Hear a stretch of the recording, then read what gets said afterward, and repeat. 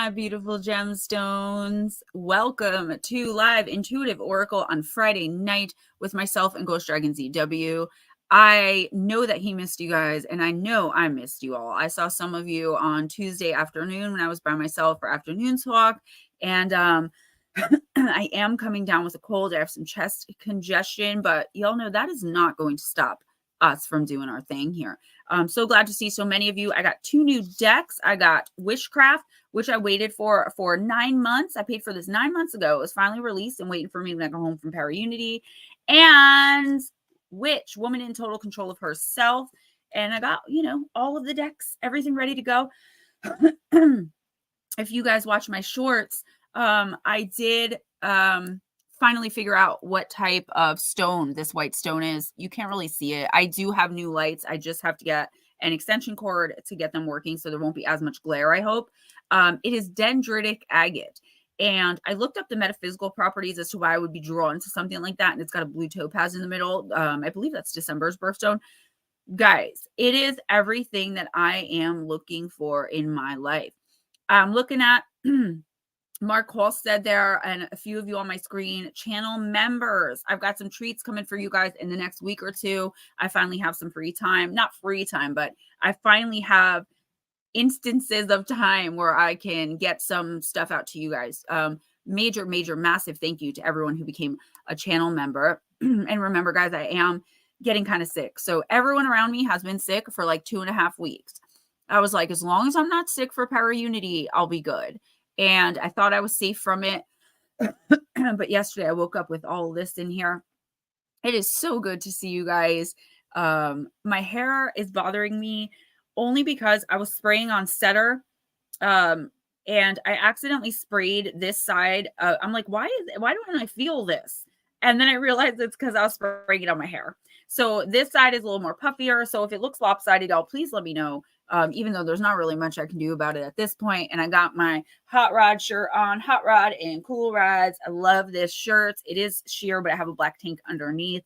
If you guys watch the shorts today, I have some more gifts for you all for those of you who end up winning the extra large spiritual power box, the large spiritual power box, and the medium spiritual power boxes that I am giving away. I'm doing a raffle, basically a number count like I always do, to anyone who purchases a December personal intuitive oracle reading for $20 to my PayPal or Cash App. Those who already purchased them in November and my patrons, you guys are automatically, obviously, entered to win. Hopefully I will hit 3,000 subs soon and we can give those boxes away, baby. Ringing in the new year, right? Let's say hi to everyone. I see some names that I'm very happy to see. I mean, I'm happy to see all y'all all the time. But Aunt Edna, looking forward to chatting with everyone. Aunt Edna, if you hear this, if you're still here, did you get your box yet? I mailed it out. Okay. I'm seeing the big guy in the background going, yes. Okay. Bat Mom, I miss you guys so much. Aunt Edna, what a beautiful picture.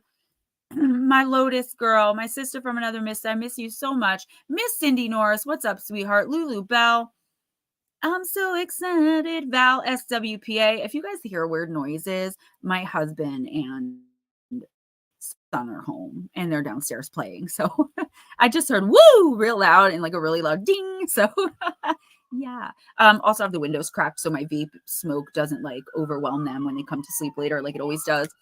Oh, yeah, thanks. Can I tell you the number of times I've heard a siren in this area since I've lived here?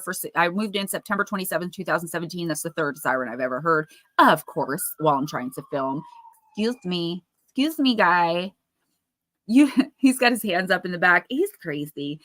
Usually it's the fire engines and they come speeding down my street because there's a lake that people don't realize. You don't just randomly go walking over a frozen lake, and never fails that at least once a year someone will fall in.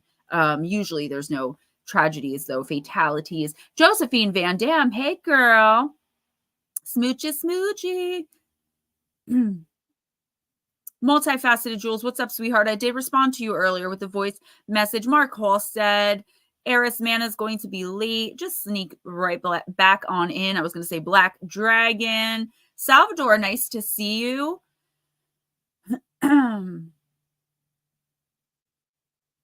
Divine Empathic, what is up, sweetheart? Richard Elmore, anyone that I missed. Darling Deb, I'm so happy to see you, girl.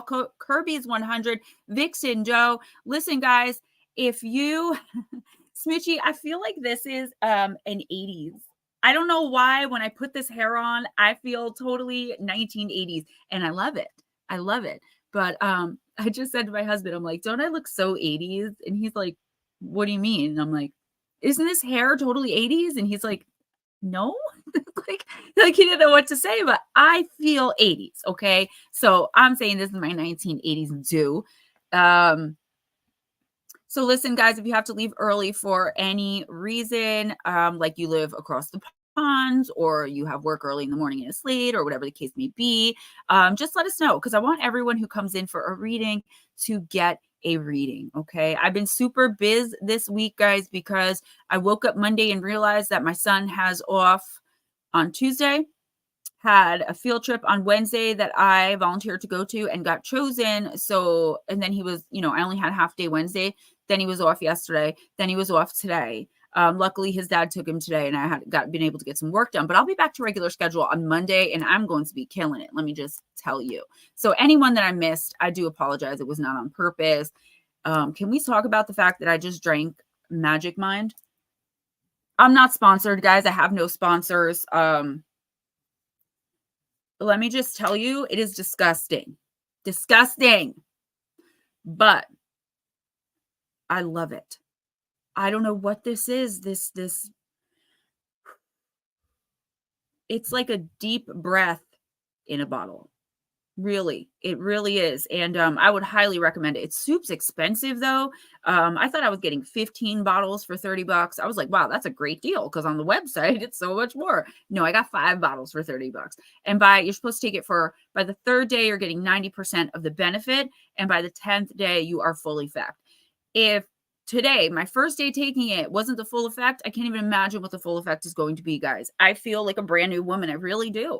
I really do. And you take it in conjunction with caffeine.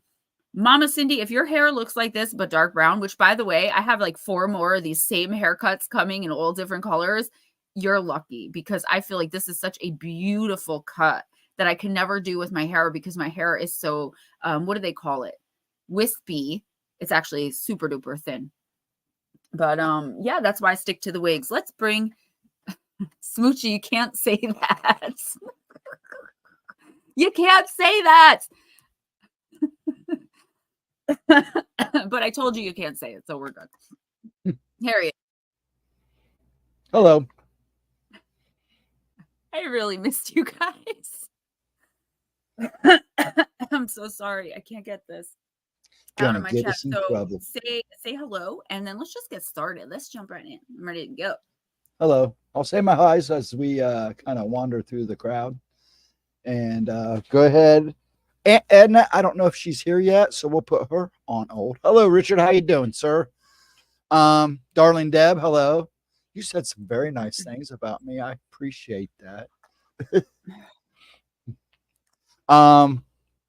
And let's go. And Bet Mom, I don't know if she made it back in, so we'll put them on hold and go ahead and do. You want to do Lotus? Because I don't know if she came back in yet either. Why don't we just start at the beginning? Well, I don't know because I don't want to make them go back. So Lotus and Bat Mom, let us know if you're still here. I don't think they are. And we'll start after that. And it'll be back. I know. If you want to go ahead and do Cindy Lee, she was like the next. All right, let's do that. Mama Cindy, I'm using W.I.T.C.H deck. Those of you who didn't tune in on Tuesday or any to Ghost Dragon streams, we had an amazing time at Paraunity. It was really fantastic. Like my mom said, I just wanted to take the Ghost Brothers home and hang out with them. Like I truly did. They were so giddy. They were all just, the Ghost Brothers. I was literally jumping up and down. And me being me, I have to, of course, embarrass myself. I'm like, I'm so excited. I got to pee. And I said it just as like everything went quiet. So they all looked at me. All right. You got Spider Woman. And the Spider Woman not like Spider-Man. The Spider-Woman is in a few of our decks, and she's a really important character in a lot of Native American traditions. She's a very powerful crone figure, and she's card number 3.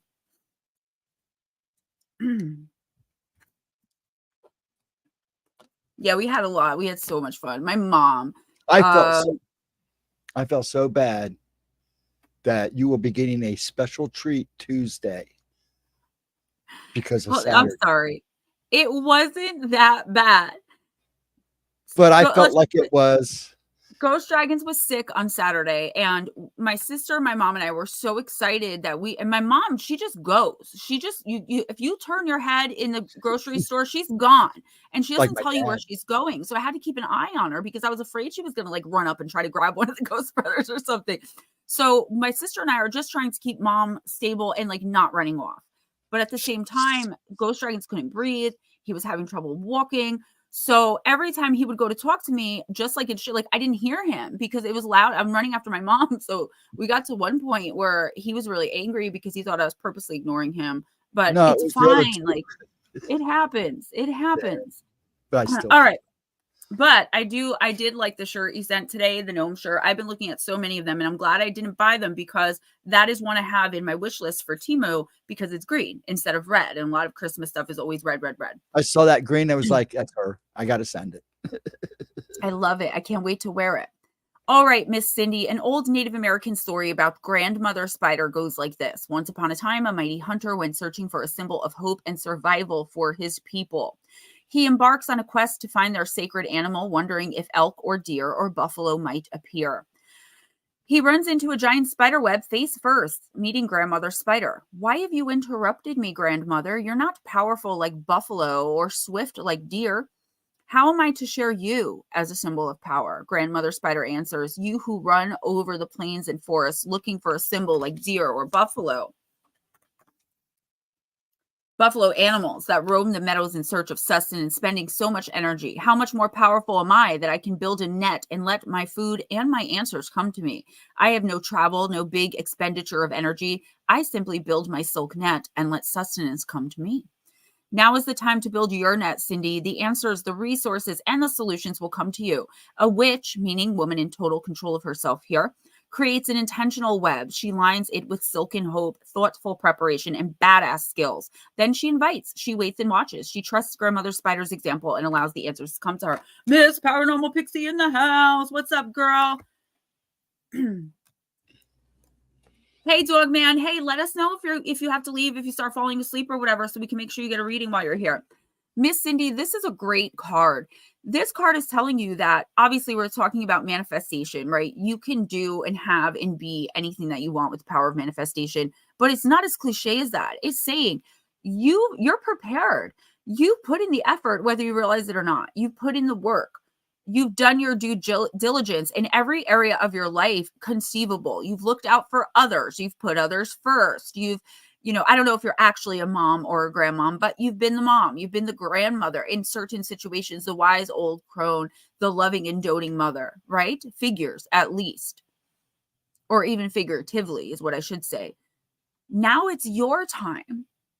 So literally, whatever you're trying to manifest in your life, whatever you want more of, love, peace, less drama, more happiness, if you want more romance, if you want more money, it doesn't matter. You are at a point where your manifestation skills are on point, as long as you stay mindful of who you are deep down inside. This is the universe reminding you that you are a badass woman. You are a force to be reckoned with. But until you start seeing yourself as such, you're always going to be searching for the next thing. You're always going to be waiting for the drama to pass instead of taking the steps to stop it. You're always going to be, I'm just using this as examples. You're always going to be waiting for the perfect date.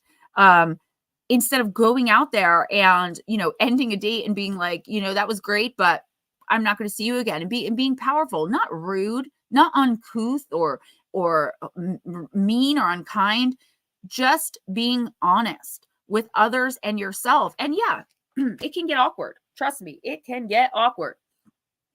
But that moment or two of awkwardness will be worth saving the drama in the long run. And I hope this makes sense to you, because this is an incredibly powerful card, and I'm glad we pulled it to begin with. Okay. It is your time to rein in the benefits, the accidental benefits of the amazing, wonderful woman you've been to so many others. It's time for you to start being that to yourself. And as soon as you start, the universe will start giving everything you want to you. It's not going to be like that. You have to put the effort behind it. But it's like you've earned your get out of jail free cards with the universe. The universe is just standing around like, all right, Cindy, what's it going to be? And you don't know because you're so focused on everyone else. Focus on you. It is not selfish. And anyone says that it is selfish, girl. They don't get it, or they really just don't care. You need to care about you first.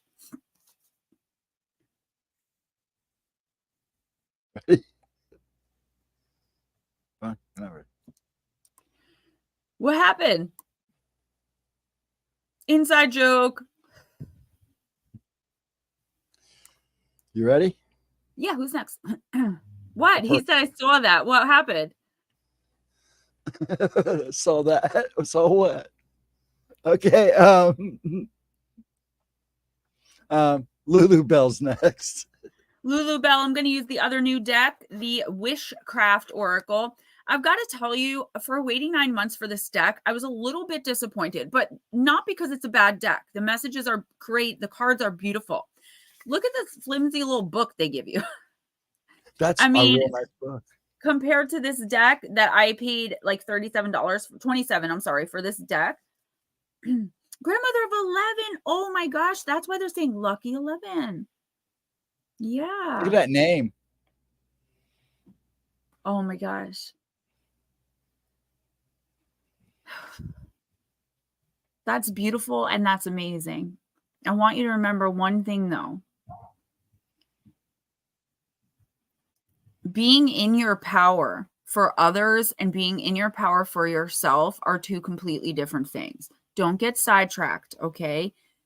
Be there for that baby. Be the best grandmother you can possibly be, like I'm sure you always are. And the best mama bear, the grandma bear, right?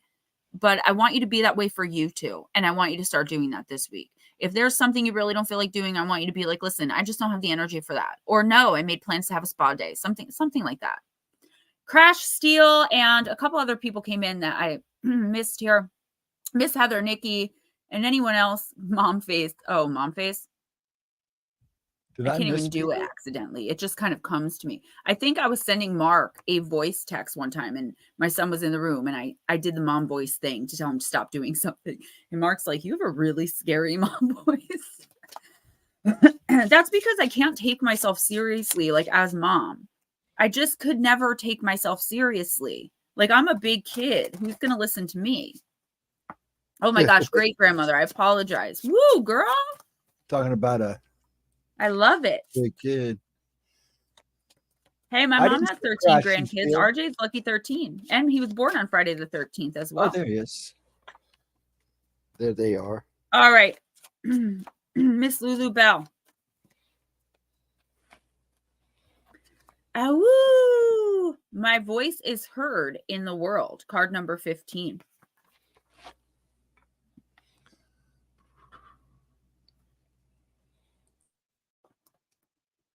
At the next full moon, go outside and look out at that big round satellite. Think about something you want and maybe want to celebrate. Hold that wish or event in your mind. Take a deep breath and let go a huge happy howl like a big wolf. This is also a really fun thing to do with your friends. Now, obviously, this could be talking about howling at the moon, right?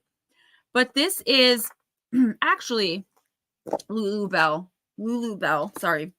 More about, what's up, Latro?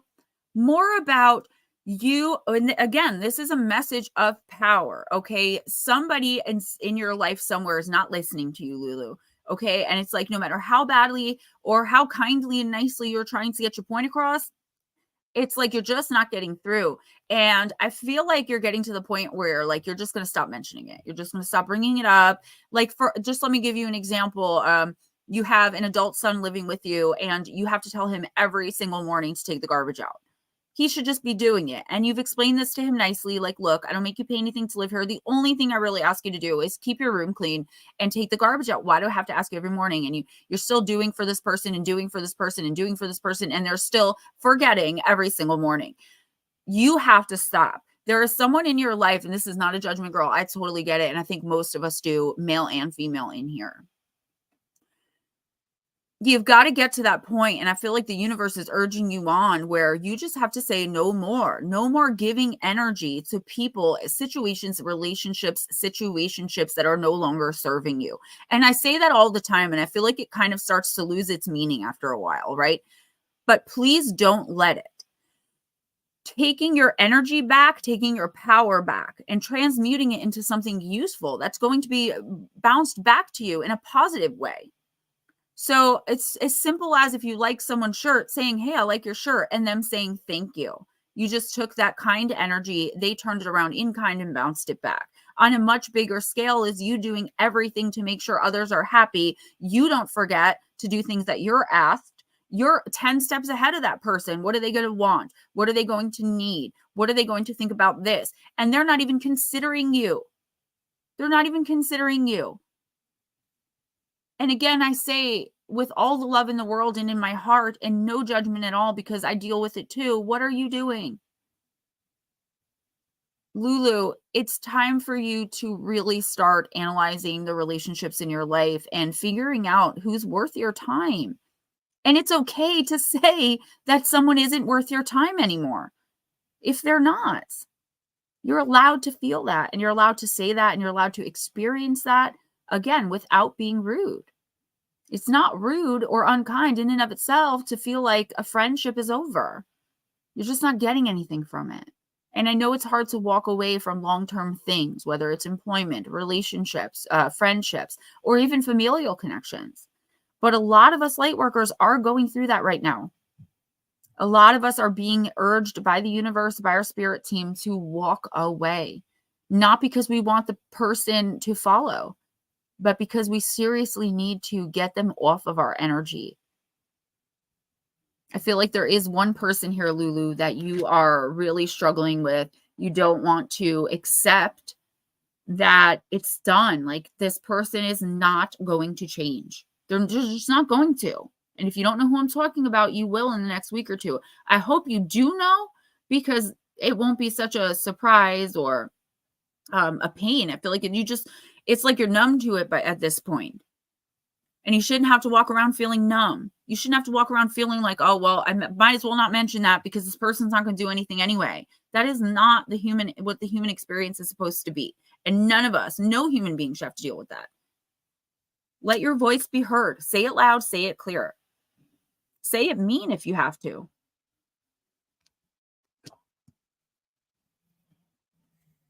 Okay. Next is Val. Okay, and Aunt Edna's back. So after that, Yeah, I'm going to do Edna after Val. I'm so glad you're feeling better, honey. At least a little bit. Yes, it will take time, hon. You'll get there. Woo, she said 19 Josephine, minutes. if you're listening, you're coming up after Aunt Edna. You're welcome, sweetie. This is Val, you said? What's up, Madison? Yeah, this is Val. Then yes, ma'am, Aunt Edna, I love your new photo. By the way, beautiful smile, great energy just radiating out of there. So Val, I'm using the Energy and Spirit Oracle. You got card number 43, your eternal spirit, higher self, sacred intuition in the shadow position. Yes, ma'am, darling Deb. You've got this, Lulu. You'll feel so much lighter when it's done. Even if, like I said, it causes some awkwardness. It's like, the best way I can put it is like confronting the elephant in the room. You have someone in your life who's, for example, an alcoholic, and you're just tired of the drama they cause every time they're around. So you have to tell them, like, look, I love you more than anything. I cannot continue to be around this. And nobody else wants to say anything. So they're like, oh, around what? You have to be the one to confront them. And it's awkward and it's uncomfortable. And it makes you feel like you're being judgy. Honey, you're not. You're exerting your own power and strength and standing up for number one, which should always be you. And people, again, a lot of people hate when I say that because they feel like it's selfish. It's not. Pine Island Research. Hi, so good to see you. And Edna, thank you for letting me know. I'll be checking emails Monday because I'm not working this weekend, but I'm so Yeah, I was glad that meant you to tell received you, and it. I forgot to check your That's email. okay. No big deal. I got all Okay, crazy. so Miss Val, let's take a look. I've got a lot to say apparently tonight, guys. By the way, like I said, that magic mind, I'm really digging the feeling. I don't know how else to explain it, guys. It's a little pricey and it's gross to taste, but it's a shot. I've tasted what Rumplemans, you know, it doesn't taste like Rumplemans, but Rumplemans and Southern Comfort make me sick. Like I gag when I think about them. That's what this stuff is. But let me tell you, it's, oh my gosh, it works so well. All right. This card reverse is calling you to let go of your excessive external focus and shift to an inward view. In prioritizing material things, you risk masking your soul connection. Even if you're on a spiritual path, you may be turning outward, trying to connect with other spirits over your own. You may even have greater faith in the readings of other intuitives than you have in your own higher self, which is equally connected to the universe and to the wisdom in it. Give yourself a chance, and that's self with a capital S. Finally, this disconnect limits your perception of your true value. Most people live their lives with a bruised self-esteem when they should be floating in the joy and power of their soul esteem. But you can change this restricted perception of your identity. Meditate on the beauty, strength, insight, and eternity of your loving spirit. When you see this side of you, others and the universe will see it too. Okay, yeah, so I feel like there's something stirring inside of you. There could be something you want to do that you wanted to do for a really long time. Or that you just kind of got the idea to do, but for some reason, it's like you're not allowing yourself to see yourself doing this, right? So again, whether it's breaking up a relationship, I see this more as like starting a project, starting a business, going back to work, there's something here that it's kind of like this idea, and you're talking down to yourself, like, oh, if only I could, be a dancer. I don't know. But I don't have the body for that. I don't have the moves for that. I don't, you're whatever this is, I feel like, and also I feel like you've been trained to do this throughout your life. A lot of us have, right? Don't sit there and say that you feel you look pretty. My God, when I tell people, when I put a caption on one of my pictures that says, damn, I look good. Oh my gosh, the hate I get, right? Why? I'm proud of myself. I believe in myself. And sometimes I do look really good. And I look really crappy sometimes too. But being able to say, you know what, even if whatever this is fails, it could be going back to an ex, it could be rekindling a relationship that just wasn't working at the time. Whatever this is, Val, that you see yourself, that you kind of want to see yourself doing, that you're down talking yourself to, take a minute and stop and think about if the person you love most wanted to do this. And this is also advice I give a lot. If the person you loved most wanted to do something like this, what advice would you give them? And then take it. Positive self-talk is the basis of this reading for you this week. You are putting yourself down or blaming yourself for something that is not your fault in the slightest. And it's like deep down, you know that it's not your fault, but you've been so programmed and conditioned to take everything on yourself that you can't even see past that. You're not hearing the messages coming in from your spirit team.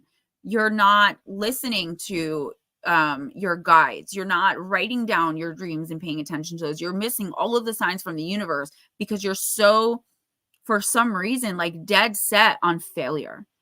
And the universe is saying, listen, start paying attention, start positive self-talking yourself. This is totally possible. Whatever this is, in whatever area of your life, it's very hard to tell with one card. It is very possible. So just know that the universe wants to give this to you. The universe wants you to put the effort behind it and manifest this for yourself, whatever it may be. You got this. You absolutely can do this. And I would tell you if the card said you can't. Smoochy, so proud of your strength, Gemma. Thank you. Latro, Gemma looks radiant tonight. You guys are way too sweet. I say, honey, even when I look bad, I look good. Damn straight. And I see Edward came in. Nice to meet and see you, Edward. I know you're a new name, so just welcoming you. I have not heard from Blue only because he said that he wanted some space. So I didn't want to reach out and make him feel obligated to reach back out to me. I figured if he wanted to talk, he would reach out to one of us. But that doesn't mean you guys. He's doing good. he just needed a break from the social media. It was getting to be too much for him.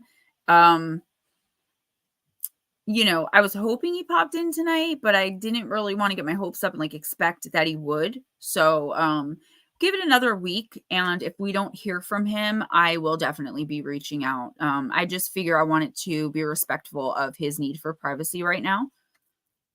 Back all. What's up, girl? Completely understandable. Yeah, there was a situation that was happening that was becoming too much stress for him over social media. And he's more of like a real life dude anyway. Everything seemed very fake and he was losing a little bit of himself. And I totally understand why he, you know, branched out. Oh, I hope he is lurking. I hope he's at least listening.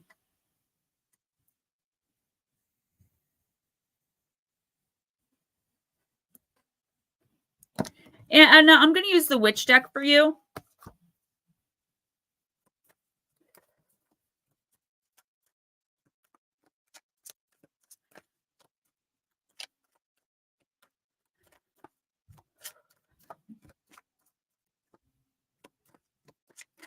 So I keep hearing these weird noises.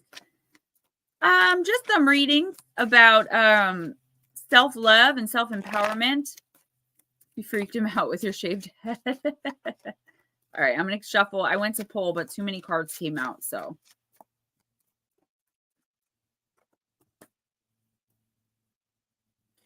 Latro word. I definitely feel you. I really, really do. You know, a lot of this main character syndrome stuff I notice on social media, and I am this week, if I can figure out how to do it. I know it's got to be super simple, separating Gemma Jade from, you know, my personal. Most of you guys, if not all, will be on my personal Facebook. If you have Facebook, I'll just send you the request. This main character syndrome is like destroying our society, okay? And I don't usually get political, but like it's okay to be the star of your own show, but not to the point where you're like expecting to be the star of everyone else's show. It's just very, the entitlement is just really getting to me. Yeah, we all do. Guys, last week I took off for Power Unity. I did a couple shorts, but other than that, like I just needed some time. And like this week, as frustrating as it's been to not be able to just pick up and film whenever I want to, I really needed that. Hey, Total, what's up? All right, and I know you got card number 19, Alchemists of Pain.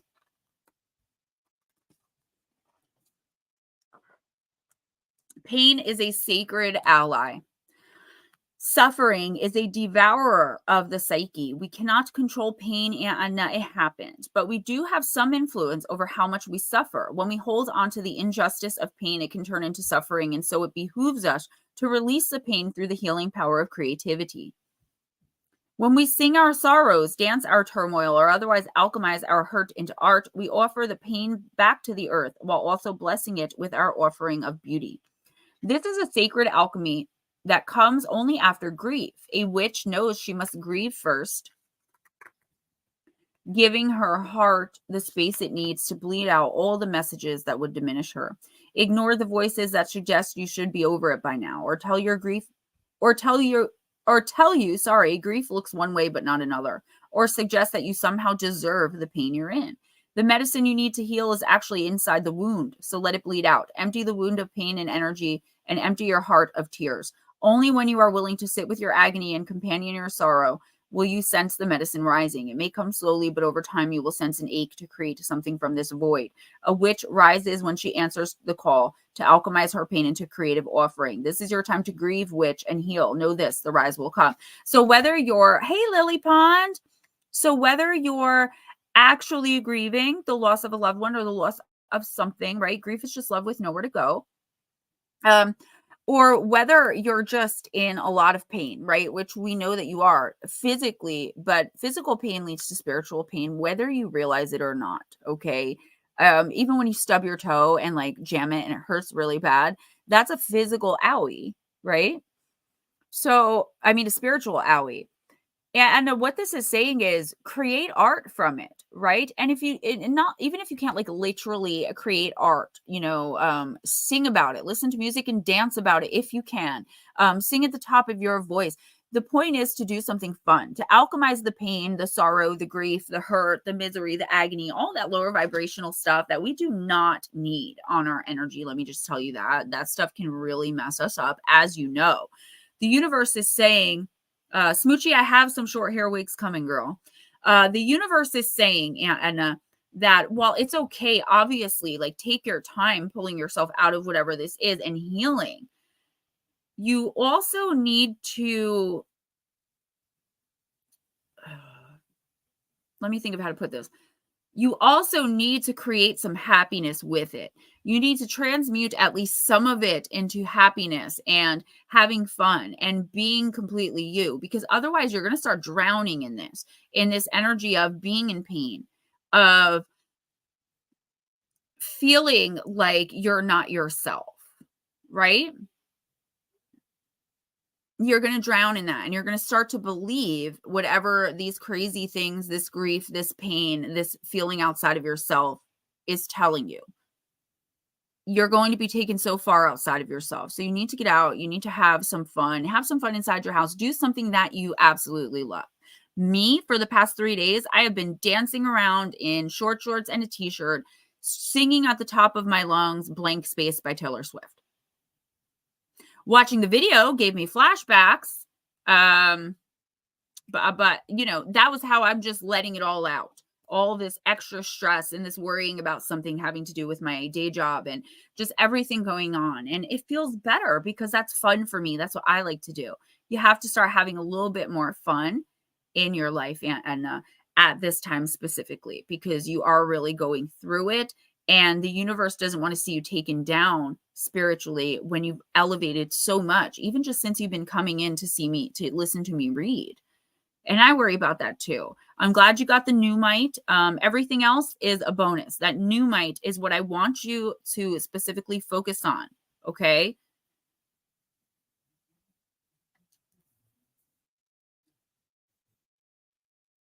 Josephine is next. She's here. Josephine, I'm going to use the soul helper. It's so good to see some new names. Yeah, I'm going to have you do Ed. I'm here. Eddie, I'm here next, since he's new. If he's still here. Are you here, Eddie? I'm next. Or I'm here. Eddie, I'm here. If you're here and you would like a card, let me know now.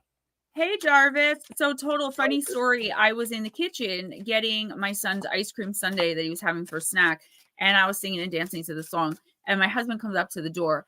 And right at the time where she says, darling, I'm a nightmare dressed like a daydream, I swung the door open.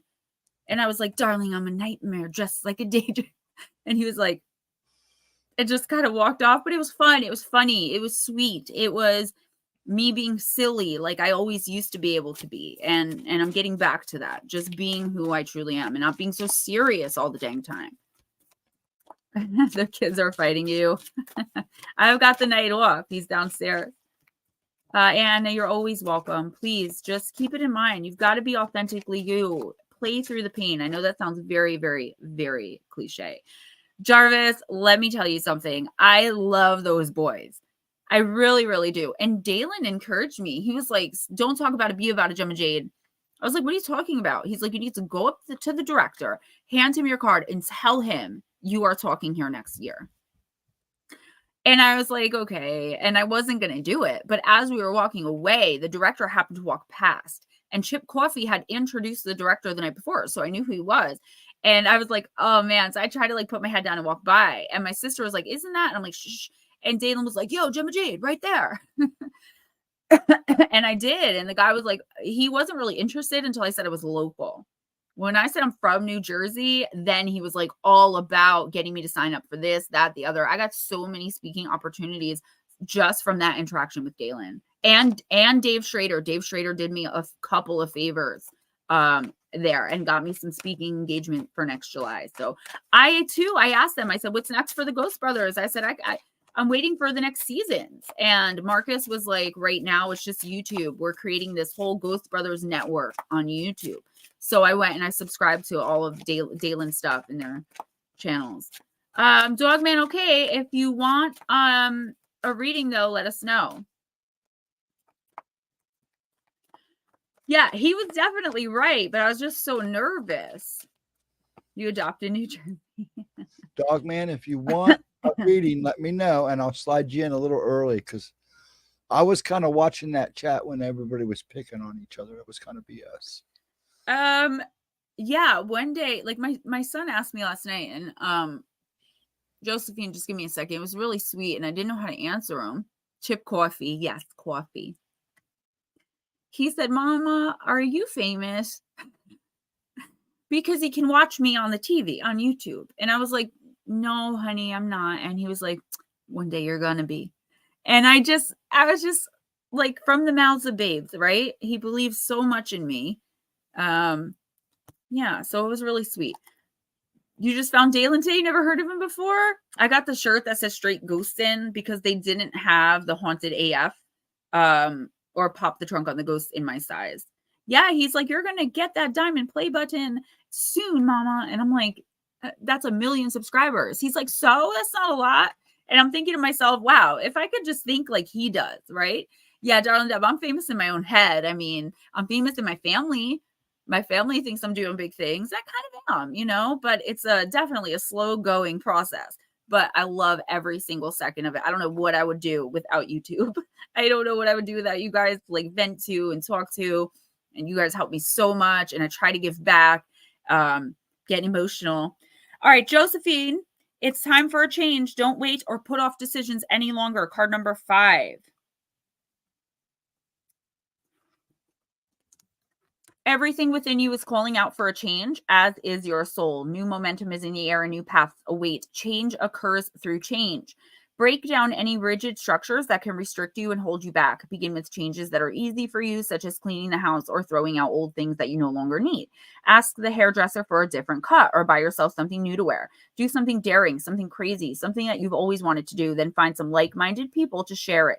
Change is more fun if you enjoy it with others who also want to alter something in their lives. Talking about it will give you further impetus and strength. Now is the time. Wait no longer. This life is too beautiful to be wasted and with avoidance tactics and putting things off. Otherwise, it could pass you by unlived. Begin with simple things and the bigger issues will change by themselves. The key is not to give up. Change something every day, and you will see how wonderful things can happen. You're standing on the threshold of a gate of light. If by embracing change you manage to pass through this gate, it will herald the start of a whole new understanding of yourself. You hold in your hand a great opportunity with this card. Free yourself from self-imposed constraints, and you will realize that many things are not what they seem. Okay, so Josephine, you get this a lot, and you have been for years. And again, Mama, I am so not judging because I totally get it. I always tell you guys, when I was coming out of my addiction, I was so used to waking up in the morning and just going, right? This is what I did. And that's what I did all day long. I had to change very little things at first. And I'm talking little. Like, I used to put my socks on before my pants. I started putting my pants on first. And it's that dumb sometimes. But it got me used to things not always being the same. It got me used to a new routine. I feel like, Josephine, you are in a self-imposed, not really a prison, but this self-imposed restriction that you've put on yourself because you've convinced yourself that you need someone else. Now, this is a very specific message to you. You've convinced yourself you need someone else in order to get by with something. So, for example, you're convinced that if you don't stay in this toxic relationship with this narcissistic person, you're not going to be able to afford to live on your own. I'm just using that as an example, but I do know there's a toxic narcissist attached to this for you specifically, okay? Not with this card, for Josephine Van Dam. That is just not true. But the more you tell yourself that, the more you convince yourself of that, the more it's going to be true. And here's why. Not because the universe isn't offering you opportunity to branch out on your own, in that case, as an example, but because you're only focusing on the fact that you don't want this person to leave, you don't want to leave this person, what are you going to do? You're not focusing on the opportunities that are just floating by around you that you're not even seeing. Josephine, it is time to, you know what I always say? Butterflies mean freedom. Whenever I see them in tarot or oracle, they mean freedom. It is time for you to come out of the cocoon, get away from this person. And if they won't leave you alone, Stand your ground. That is a time when it's okay to be a little loud and a little rude and a little screamy. Stay away from me. And don't get sucked back in, because the minute you get sucked back in, you are giving them you're giving them your power.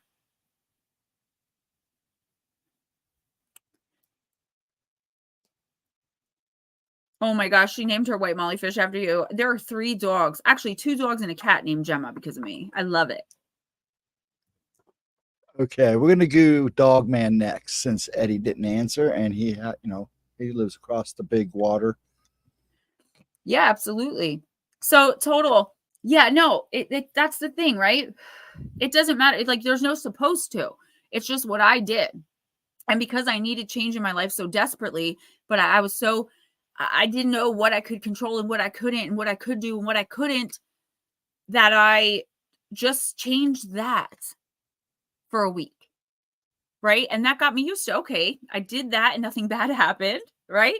So I'm going to change the next thing. And that's how it started. Nothing changes if nothing changes. It's very cliche, but it is so true. And it's the motto that I try to live my life by. If you wake up in the morning and do the exact same thing every single day, that is the thing you will do every single day. Go ahead, Steven. Sorry about that. That's all right. Look, I got my shirt out. That's pretty cool. What shirt is that? The John Zaffis. Oh, that's right. I forgot you got that. Hey, Pammy. John Zaffis. Pam, you're so sweet. She said still sick, but loads better, just stopping in. And that's 2 cats. I named my new kitten a girl. You are so, so sweet. Raymond, what is up? I am so glad, Pam, to hear you're at least feeling a little bit better. Hello, Raymond. All right, dog man, I'm shuffling for Long you, Island. sweetie. Bigfoot for the Thank membership. you, Long Island. Member for a month. Gemstones always shine. That is right. And if you missed it, this coming week, I'm going to be putting together some content for channel members, because I do appreciate you guys so much. That was so cool. Oh, she's on the beast tonight. Ruh-roh. All right, dog man. You got Sonnet. Card number 31. Express your creative heart. Long Island Bigfoot in the house. You know when I'm most myself in this stream? This is when I'm most me, and I just like let go and I just be myself. That's crazy. Dogman, your creative heart is calling out to express itself. The blackbirds of Sonnet are symbols of your goals, dreams, and aspirations, which are ready and waiting to fly. Inside every person lives an internal critic who is watching over their shoulder as they write or paint, who blocks their ears when they sing. Guys, all of these readings are connected so far tonight. When Sonnet appears, it's a sign. Divine Empathic, thank you so much, baby girl. When Sonnet appears, it's a sign to give yourself a chance to express. You guys are so sweet. Your creative side. To quiet the inner voices of doubt and banish your inner critic. You may worry that no one will like what you do, that no one will care. Sonnet says the only person you need to impress, Dogman, is you, is Dogman. Love what you are making, love what you do, and just as like attracts like, others will love it too. Sonnet says it's time to step away from the computer screen, from Pinterest board and TikTok and Instagram feeds, but not Gemma Jade's live streams. It says it right there. I don't know. Find real inspiration in the world outside. Sit in a coffee shop and people watch like people did before smartphones. Notice the movement and smiles of the humans around you and the animals with them. Imagine their stories, their concerns, their joys. Sit in a park and watch the leaves rustle and clouds bustle across the sky. Make notes of ideas for songs, poetry, and stories. Take a sketchbook on a hike and capture the energy of a place with a drawing instead of a photo. Let life fuel your creative soul. Trust your vision and express it just because it feels good. The blackbirds want to fly. When you make art that honors the inner you and that you truly care about, other people will care too. So again, this isn't really just talking about creating, like physically creating something. Like with the Endless card, it's saying like, it's time for you to start being more authentically you. And again, not in an obnoxious, overbearing way, but just be you. And the right people will attract to you. If you have something that you want to do, like for a career or in your job, or a certain kind of person that you're looking to date or whatever, you have to be authentically you to attract what is authentically yours. And I do feel like there's a part of you, again, that's been conditioned to think that, you know, something's impossible, or that you can't do this, or you'd never do that. You're not able. Honey, and I want to tell all you guys, okay, it's just not true. It's just not true. And Dogman, this one specific message is coming in for you. You're very, very welcome. You, trying to think of how to put this, sorry. So it's like,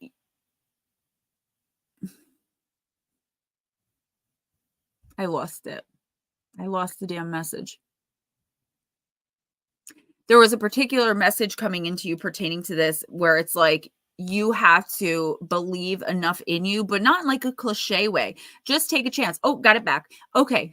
Thank you. So the smallest little thing in the next week or two, this goes for everybody, but specifically for you, Dogman, the smallest little thing that you do, accepting an invitation, not accepting an invitation, deciding to go for a walk during the day through a park, it's going to bring in like the craziest change. It's going to set in motion something really important. So you're going to meet someone that's a part of your soul family, or you're going to do something that get the opportunity to do something you never thought possible. But the thing is, you have to get out and do it. Okay. This isn't something that's going to happen over the internet. You're not going to get like an email or anything like that. Black Dragon, you are absolutely right. Believe in yourself and trust yourself, but most of all, love yourself. And you know what else? Love others too. Love is the key. Kindness is the key. Sunday is World Kindness Day. So I would like to stream if we could, even if it's just for an hour.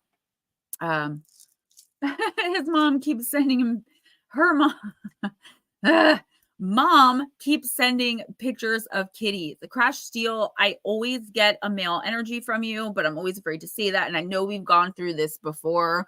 I'm so sorry. I watch a lot of political YouTube, and I get so afraid of like misgendering, which is not something I'm willing to talk about on my channel. But Crash, I do apologize if I'm misgendering you. You're very welcome, Dogman. It's embarrassing actually, because I know I've asked you before.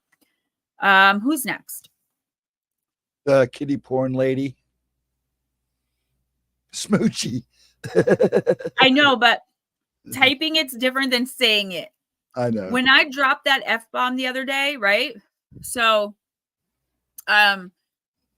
when I dropped that F-bomb accidentally at the very, very end, we had like 5 minutes left of afternoon talk, and I said the F word. And I was like, oh my God, I'm so sorry. Like, I didn't mean to. Even with that whole video was demonetized. Sorry about that. It just came out. It's okay. You didn't curse. And it does. It just comes out. You can't help it. Nomio, what is up? Miss Smoochie Girl, let's see what we got for you. We're going to do Deep, Dark, and Dangerous. Yeah. My little Nomio. I saw in my contacts, I was going through contacts, and I saw the name Nomio. And I thought for a minute, I'm like, I did not know that I had your number. I completely forgot. I know you're probably already on top of this. Let's get Lily Pond in since she's new. I love this pink. Yeah, Paranormal Pixie, it really was. And the short I did today that was it said trying something new. The first, because I was talking about Magic Minds and how great it is. But I tried to put the name of the short Magic Mind, and YouTube immediately demonetized me and said I wasn't allowed to play that video. I guess they thought it was like an advertisement or something, even though they could have listened to the 59 seconds of it and they would have known it wasn't. I was simply talking about my experience with it. It really aggravated me because I see 9-year-olds, like I mentioned on Tuesday multiple times, a 9-year-old little boy rapping about women's private parts and firearms. And that's perfectly okay. He was between 6 and 10. I don't even know. Yeah, Latro. So a lot of people are telling me that X's monetization is amazing, and Rumble. We're still working on Rumble. Smoochie, you got the cracking the whip. Card of Mystery. It's a deep card, and it is card number 3. So if you didn't watch the shorts, guys, go ahead and do that after stream or whenever you have time, because I showed you guys a few more things that I'm going to be putting in the boxes. Smoochie, it is good not to know everything. Great mysteries can fill you with wonder, and this is a very positive state. Be curious. You don't have to share everything with everyone. You can be selective about what you share, about who you share the minutiae of your life with. Value your privacy. In a world where we think we know all and see all, a little mystery is a good thing. It's impossible to know everything. Although you would think that with the advent of social media that we have indeed seen everything about everyone. In the ancient world, even the world of a few hundred years ago, there were indeed great mysteries afoot, and many of these belonged in the deep blue sea. The Norse sailors, not just the ancient ones, but right up until the 19th century, reported sightings of a great beast of the ocean with a cephalopod shape, destroying their boats and even buildings on the shorelines of islands during great storms. This creature was referred to as the Kraken and was greatly feared because it could rise out of the deepest oceans without warning. Lotus Girl, what's up, girl? No one knew when or where the Kraken would strike. This gigantic sea monster was the bane of sea travelers and fisherfolk from the coasts of Greenland and the North Atlantic and right through the Scandinavian waters. Some sailors were so afraid of it that they wouldn't even utter the word Kraken without the fear that this would indeed summon it. In the Icelandic saga Ordvar Adir, it mentions the Hafgufa, which is the Kraken. It says, "Now I will tell you that there are two sea monsters. One is called the Hafguka, sea mist, and another Lingbakker, heatherback. The Lingbakker is the largest whale in the world, but the Hafgufa is the largest monster in the sea. It is the nature of this creature to swallow men and ships, drag them down with its arms, or even whales and everything else within reach. It stays submerged for days, then rears its ugly head and nostrils above the surface and stays that way at least until the changing of the tide. The appearance of the Kraken resembled a giant squid. The huge suckers and tentacles were often described, so it is thought that perhaps sightings were indeed just that, a huge giant squid. Some descriptions, though, included spikes on the arms and huge teeth, so not quite what a usual giant squid would look like. The Kraken reflected the unfathomable and wild nature of the sea and its unpredictability. Fir tree and olivine, plant companions, and crystal. So there's a lot here, Smoochie, and this is actually a pretty serious message. First of all, I want to say to all of you guys, I know that you may not believe me, and that's okay. I always say I'm not trying to change your mind, just open it a little. The Kraken is actually a real entity. It is a real beast. It's mythical and seems mythological because it lives, I believe, so deeply under the sea that, we haven't discovered it yet. So anyway, moving on from that, when I get cards about the water, especially when it's talking about the changing of the tide in rough waters in the ocean, specifically Smoochie, is talking about a very emotional time. Okay, water is water in tarot and oracle always symbolizes emotions. And when it's rough and tumble, that means you're having rough emotions that you have to kind of play through the pain, so to speak. You're an Aquarius sun and air sign, but it does really depend on your entire chart. But that means you could be overthinking. In the next week or two, I want you to keep this phrase in mind. There's a difference between being private and being secretive. Okay. And I feel like somebody is trying to manipulate you into thinking one is the other. All right. Somebody is keeping something from you. And when you bring it up, you're being told that you're invading their privacy. There's something like that going on here. You know what? Let them keep their secret. It's okay, because it shouldn't affect you one way or another, because this type of person who isn't even willing to be honest with you and has no problem with everyone around you knowing something that you don't and trying to make you look like a fool doesn't need to be in your life anyway. Sometimes we have to play the fool to fool the fool that thinks they're fooling us. Okay. And that is like my main motto for all empaths. Just play the fool sometimes. It's okay. You know you're playing it. As far as these emotions, you'll get over them. You're going to bounce back very quickly. Be careful who you tell what's going on, right? So if you do know who this is, and if you do know what they're trying to hide from you, don't go and tell everyone that you know. For some reason, the universe wants you to keep this secret. Keep the secret of knowing, of knowledge to yourself for now, for the next week or two. See what else comes out in Oracle and see how the situation unfolds. This person could start feeling some guilt and express what's going on, why they kept this from you, even though you already know. Just keep them on the line a little bit longer, making them think that you're actually so foolish as though you didn't discover this. And when you're dealing with these high-powered emotions, Smoochie girl, reach out to somebody that you absolutely trust, not to run back and tell this other person and vent there. Don't let your anger get the best of you in this situation. Do not confront this person. Do not call this person out. Do not tell them you know. Let it play out. The universe has a plan. Dogman, you are absolutely right. Dogman said, Black, I've helped others today more than I will ever know. And well, he that said is, some. Go ahead. no, I'm just saying that is amazing because we all help others every day in ways that we'll never see. I'm so glad. It's your spirit team. Okay. You know? I'm sorry. No, what were you saying? No, I was just going to show you that, what he said. Yeah, no, Smoochie, you're not wrong. You're not wrong. You definitely know what's going on here, but the thing is you're overthinking it and you're like adding to it. It's like the basic premise of what's going on, you already know. But the universe does not want you to confront.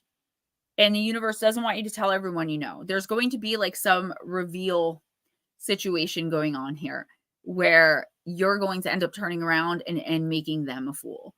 Not even purposely, just by like, I already knew that.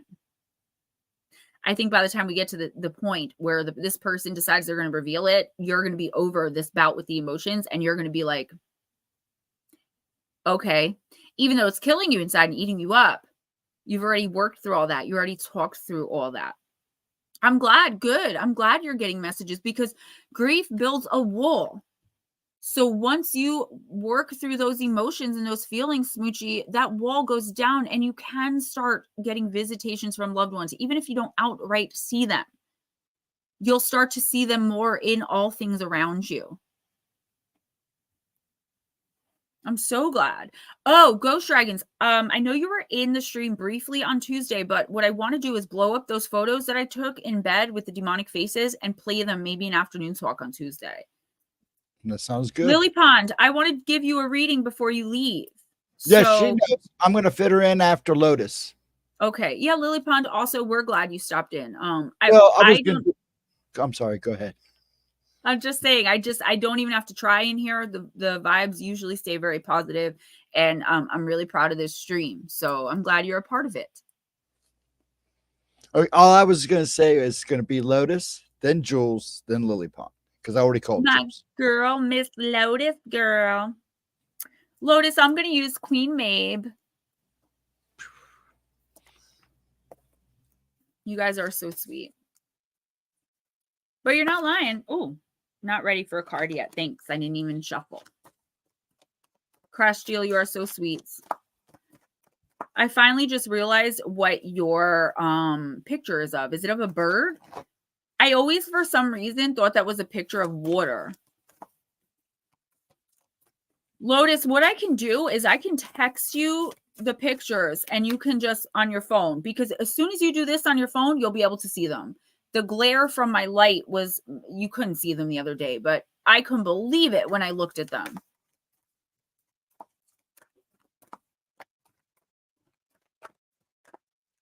Yes, ma'am. You are always welcome here. I've had people come in here who didn't know any of us, and by the end of it, they were pouring out their entire life story. And you know what? It was okay. You know, it was all right. Sometimes people just need that. They need a safe space. And I always want my channel in general and this stream to be that safe space. Lotus girl, thank you, girl. I got a few coming. They have a purple one, a blonde one with pink, a black one with red. Girl, I'll send you the link. You'll see all of them. I got to trim the bangs though, because I would like for the bangs to go like this. But like I said in the short, who are they making these wigs for? Who wears their bangs this long? Can't even see. But otherwise, love them. I love it. I don't like the part in the bangs, though. I'm starting to feel self-conscious about it. The pink one? Yeah, the long pink one, Smoochie. That's still my favorite. I ordered it in blonde, which I wore Tuesday, and I ordered a new pink one of the same exact one because that is by far my favorite one. It's right here, actually. But it got a little tore up because I was wearing it outside in the wind and stuff. That is the beautiful color, royal blue. Yes, ma'am. All right. Miss Lotus, I'm going to try to focus because I am taking a very long time with these readings. It's just been 2 weeks.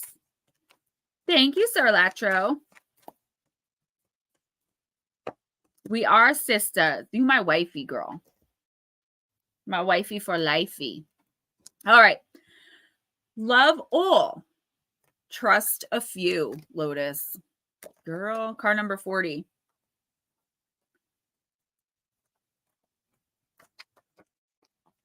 If you mistake universal love for unquestioning trust, there will surely be those who will happily take advantage of your confusion of the two.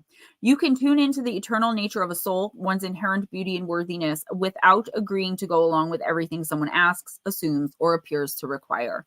It does make sense to love everyone unconditionally if you can manage it. At the same time, you need not let everyone in your inner circle of trust. Some people you will want to keep at a distance. Still others you may want to bar from your life completely.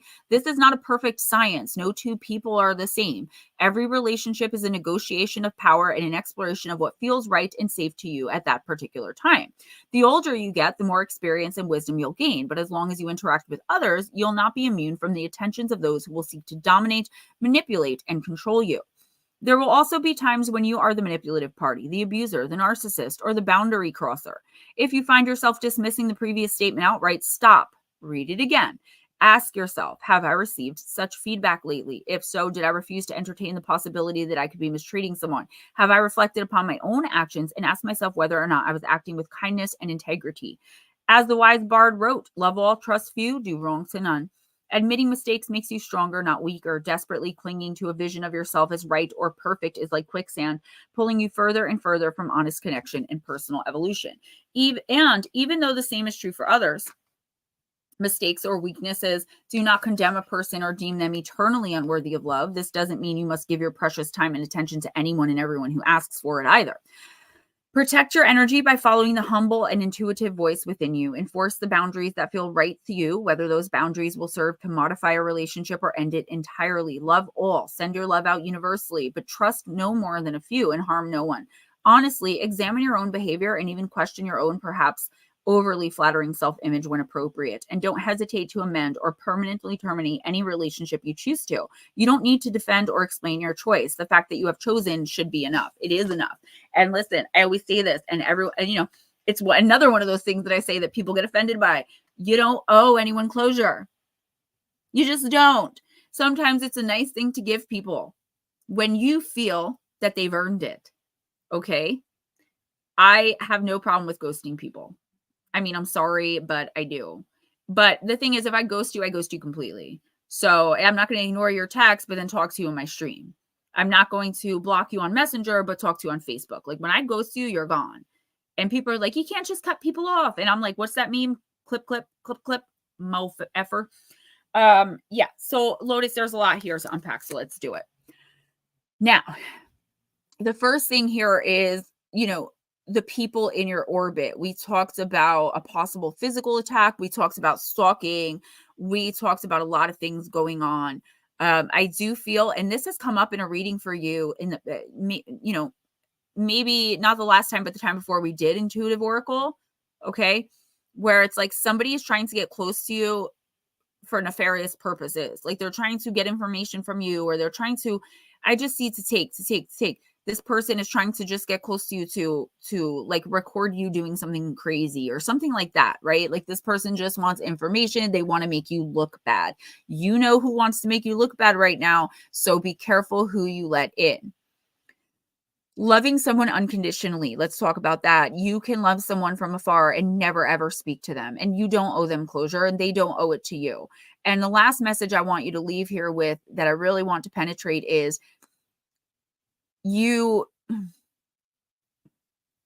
it's like you can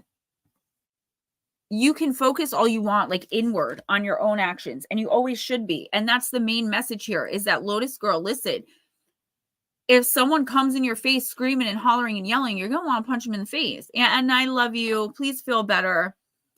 But the universe is not judging you, but looking at you to see how you're going to react and respond.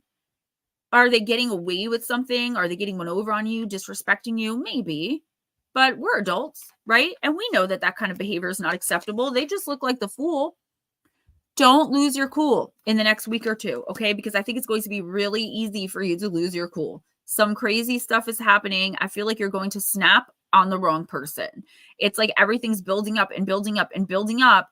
And then like, for example, Porky is just standing there one morning making coffee and you fling a mug at his face. I'm not saying you get violent, but do you know what I mean? It's going to be so extreme on someone who doesn't deserve it. It's like energy that you knew you shouldn't aim anywhere. So instead you aimed it at someone you were safe with. So try to keep your emotions in check. Don't blow up microwaves. Don't blow up microwaves like I did. Don't make that mistake. Walk outside and take it out on the street lamps, right? Reach out to me. I don't always get back. I've been soups busy with Halloween, Para Unity, RJ having an entire week off, but I'm back now. And you guys know you could just text me in the middle of the night, like 6 pages, and be like, don't respond. It doesn't matter to me.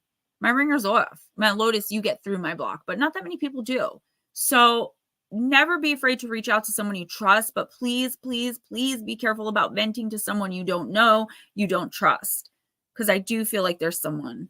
Yeah, paranormal pixie, sometimes it's just so easy to do. And I remember one time somebody got mad at me because I said, I was joking. I said I went outside and took it out on the street lights, meaning that like I blew the street lights up instead of the microwave. And the person was like, oh, so you're making it dark. People can get into accidents. And I was like, I'm just kidding. So then this person comes back in and I was saying how every once in a while I'll charm something to make like somebody lose their keys for a couple hours or something when I get upset. And then the keys will be found and it's no big deal. And they were like, yeah, but you can make people late for work. And it's just like, I think you're reading too much into it and trying to get me to react to you in a certain way. Right? A lot of people have been trying to get reaction out of me lately. I've gotten just a little bit bigger, right? I have almost 3,000 subs. Big deal. I have 5.3K on Facebook. I'm not that big, but there are people who come in and because I'm always saying be kind and I'm always talking about love and kindness, they want to see me react completely opposite of that. So they can point at me and say fake. Watch out for that. Baconate. Yeah. Wendy's Baconator. Yes. Jules is next.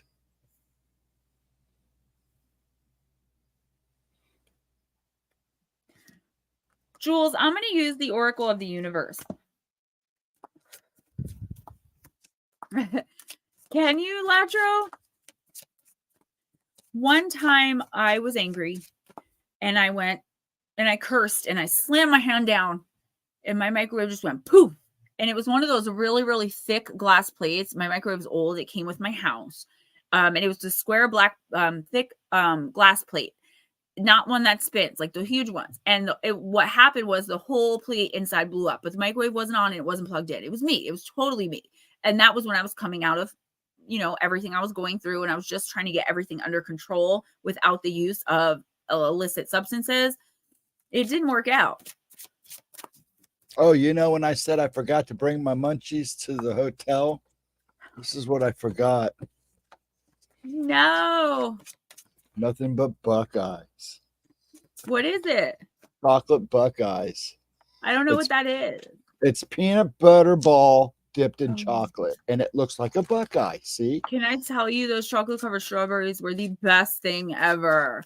Well, that was my I'm sorry gift. You'll get them Tuesday.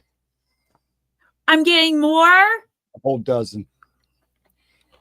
I gotta make you sorry more often. I thank you so much. We can read for Miss Samantha. $5. Moochie, got to reach out. Like I said, I was very isolated and I really needed to back away, and not like from you guys specifically, just from everybody. If you notice, I haven't even gone to my mom's. I just needed space and I gave it to myself. But now I'm back. So starting Monday, we're going to get back to regular routine, regular schedule. I want to recommend something to you guys. Again, not sponsored, not getting any money from this. Jules, just give me 1 second so I don't forget. So it's an app. You get a 3-day free trial. I've been using this the past 2 weeks. It's incredible. I highly recommend it. $17.99 for a lifetime. So you pay $17.99 once, okay, American dollars. And it's called Chakra Healing. So they give you a personal affirmation. It's all of the, it's the bells, the bells, the bowls, and they give you the option of which chakra. You can do all 7. You could sit there and meditate with it for as long or as little as you want. I've been doing like 4 minutes a day right before yoga. Guys, I don't usually recommend apps. They're not really my thing, but this one I definitely, there's no ads. It's been helping me to like become more open and aligned. It really, really has. So anyone who's leaving, please have a good night. Yes, he forgot his favorite pillow at the hotel. And do you know, we went in his hotel room and double checked like 3 times to make sure he didn't forget anything, because my sister and my mom and I are just like that. Like, we just want to make sure. And we did our hotel like 5 times. All 3 of us went through like 5 times. When we went to his, just for him to check out and make sure that he didn't forget anything, I saw the pillow sitting there. I saw it there, but I thought it was I forgot that he had brought one, because why would I know that? He mentioned it, that he had spilled coffee on the pillowcase. That's the only reason I knew. So it wasn't in my head. Miss Pixie, thank you so, so much.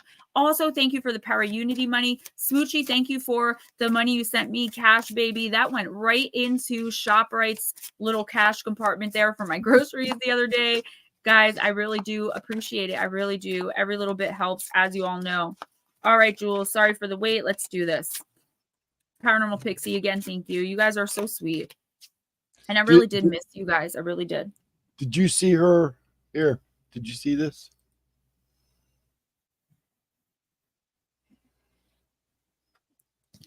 Yes, I did. It was a little bit big, but when I wash it and dry it, it'll shrink and it'll fit them perfectly. I didn't even thank her. I've been so out of it, guys. I've got to thank her. I'd buy him big anyways. It's going to grow into it. I'm so embarrassed because I didn't even think. No. You know what it was, Miss Pixie? I got to be honest with you, because you told me what was in there. I have it sitting here. I haven't opened it. I just told Steven what it is, and then I'm going to be sending it out to him on Monday. So no, I didn't even see it. It's right here. And I was like, okay, I'll deal with that. I'll open it up and mail it out to him. I had no idea. I'm so sorry. It's not that I don't appreciate it. I promise you. I've been in a very weird space the past couple weeks, like I said. So I'm coming out of it. I feel so much better. I just need to take a step back. But yes, I'm going to look at it. It's under a stack of decks right now, but I got you. And guys, thank you so much. Netter, there's always room for you. All right, I'm getting back to the readings. Wait 1 second.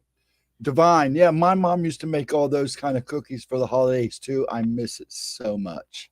Okay, now she can go back to work. I could learn how to make some. Carol's a really good baker. She would bake you and send you cookies. I guarantee you she'll do it. Jules, you got card number 2, the sisterhood card. It's the card of Taurus, the constellation of Taurus. Support other women. This is the time to stick together. Change must be made in society to curb gender inequality. I can't deal with political messages in my readings. I don't like it. The Taurus constellation has been known by people since the Bronze Age. It was used to mark the sun's position during the spring equinox and so appeared in art and on cave walls. Any constellation viewed for this long has stories, and certainly the Greek stories of the bull are many. It is most commonly thought that the bull in the constellation is the Cretan bull sent by Poseidon to King Minos. Poseidon sent the most exquisite white bull to the king with the express wish that it be sacrificed in his name, but King Minos decided to keep the bull for himself and sacrifice a lesser animal instead. Poseidon was not happy. Remember, we've heard that story where he asked for the white bull so that he can reign as king, and he said he would sacrifice it back, but instead he sacrificed a lesser bull. And what happened to Minos? His wife mated with the bull and had the Minotaur. That whole scenario played out, right? Oh, I think they're going to tell you that now. Sorry. The king's wife, Queen Pasiphae, was loved by the king, and it is here that the god had his revenge. He sent temporary madness upon the queen, where she lusted after the animal. She strangely had a full-sized fake cow made so she could couple with it. She later gave birth to the Minotaur, the half-man, half-bull. She was destroyed reputationally and was a source of scorn and embarrassment to all the kingdom. It was her sister, though, the famous Circe, who came to her offering support and magical herbs to keep the Minotaur peaceful. Circe stood up to the king and told him that her sister's acts were gleaned from a deity unhappy with him, not with her. The same bull was part of the 12 labors of Heracles, all of which ended up in the night sky. Taurus is also the home, Jules, of the famously bright open star cluster, the Pleiades, the Seven Sisters, Maya, Electra, Taygete. I don't know how to pronounce these. I'm so sorry. Cyliano, Alcyone, Sterope, and Merope were the daughters of the Titan Atlas and the Oceanid Pleione. In Greek mythos, Atlas was asked to hold up the sky, and when he did, Orion began to harass and pursue his daughters. To protect them, Zeus transformed them into white doves, but Orion still got very close, and so he turned them into bright stars. Orion still tries to catch Pleiades, but he never will. The seven sisters are a part of many cultures, including Viking and Polynesian, where the stars were used for navigational and ceremonial practices. Andean cultures celebrate the return of the seven stars in the sky at harvest time. The Berbers of East Africa call them the daughters of the night and use them to tell the seasons. Indigenous Australians in the western and desert areas tell of seven sisters fleeing unwelcome advances of a man, represented by some of the features of Orion, as well as many stars. The constellation contains the Crab Nebula, a supernova remnant, which is a spectacular feature. So, Jules, that was a lot. And it sounds like just a lot of mythos, right? A lot of myth and legend. But the fact of the matter is, I do feel like a lot of us may have sisterhood issues, right? Supporting other women has become like the enemy somehow. You know, we smile in other women's faces when really we want to see them fail. But I feel like here, light workers who are of a certain age, and I'm talking like at least by the time you hit 30, I think we're starting to turn and understand. Like, the support I get from the women in this community shocks me every single time, because I was always that girl that the minute a woman looked at me, hated my guts and thought I was after her man. Never was able to have real true connection with women. And the reason I say that is because I feel like you might feel the same way. There is a connection coming, a friendship, or maybe it's a familial bond where somebody is reaching out to you, desperately needing someone to stand by them or to help them with something. Now, we spoke about the last time I did Intuitive Oracle about not helping anyone in the moment. Now is the time. I do feel like this person could be fleeing from an abuser. There is some kind of sketchy situation that is attached to this person, but it's not like the last time, okay? This person genuinely needs and will appreciate your help. In doing so, it's going to give you so much strength and teach you about real bonds of friendship and womanhood, not little girls, not little mean girls, but womanhood, and teach you how much value is in that sort of relationship. And it is going to help you align spiritually. I feel like this is a soul lesson for you specifically. It's something we all need to learn. But for you, I feel like you particularly and specifically contracted this into your soul contract so that you can form these types of bonds and relationships later on in life. Accept whoever comes into your life in the next couple of weeks for who they are and at face value. Okay, this doesn't mean be manipulated. You're going to see right through manipulators. I feel like something in the last 2 weeks has sparked some change in you. You're ready to take on the world. There's someone that needs help, and they are going to reach out to you. Help them as best you can. Let them know you support them. You're there for them. This doesn't mean moving someone in a dangerous situation into your house. This doesn't mean taking up a bat and defending them against the abuser. It simply means saying, hey, I can offer you an ear, a shoulder, a ride, advice, and friendship. We all tend to go overboard. We want to just give. And that's why we find people who just want to take, because we don't have limits. But we have to remember too that everyone's heart is not like ours, right? And that's a really hard lesson to learn, and it hurts. You got this, Jules. Are we doing Sam? Are we doing Sam? Yeah. I mean, do you want? Yeah, and Jules, it's a lot different from like this community. You can reach out, we can do a video chat, but there's nothing like I always say, I want to travel and come visit you guys, because there's nothing like having that actual energetic connection of when you're like next to somebody and you just know that like they're your people, they're your tribe. I feel like that's something that you wrote in for yourself to learn, and it's coming to fruition now. Does Sam want a reading? And I That is, waited an hour and a half for a pizza today, guys. So yeah, the oh my pizza gosh, talk no. just making me frustrated because it literally took actually an hour and 45 minutes to get a pizza. Papa John's, no thanks. Deadbolt's I'm done with accurate, them. baby. I actually just passed up the urge to have someone stay with me and said I'd offer support and friendship, and it is a female. Damn, you're good. Glad. And that is, that's the way to do it. Instead of giving all of ourselves, let the other person earn it a little bit. We are worth being earned. Not making someone else jump through hoops, but at least earned so that we can see that what we're doing is appreciated.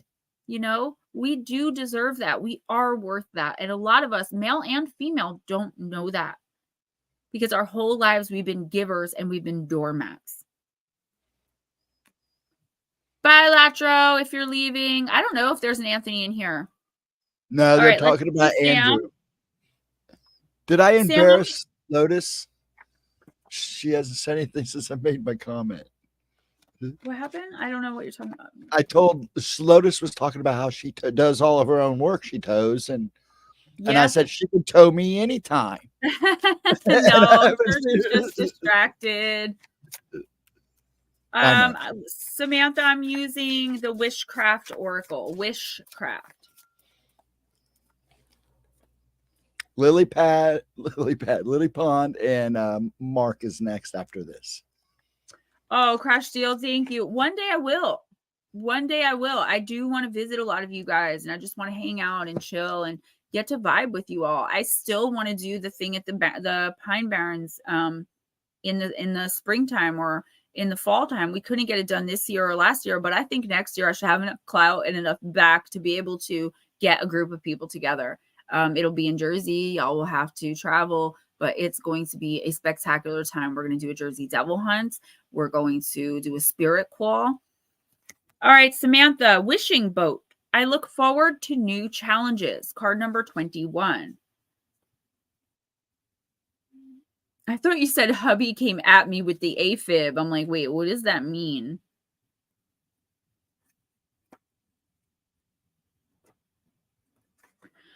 All right, Samantha, find a large fresh leaf and write on it any wishes you have. Curl the stem of the leaf backwards into the leaf by putting a tiny hole through it to make a sail.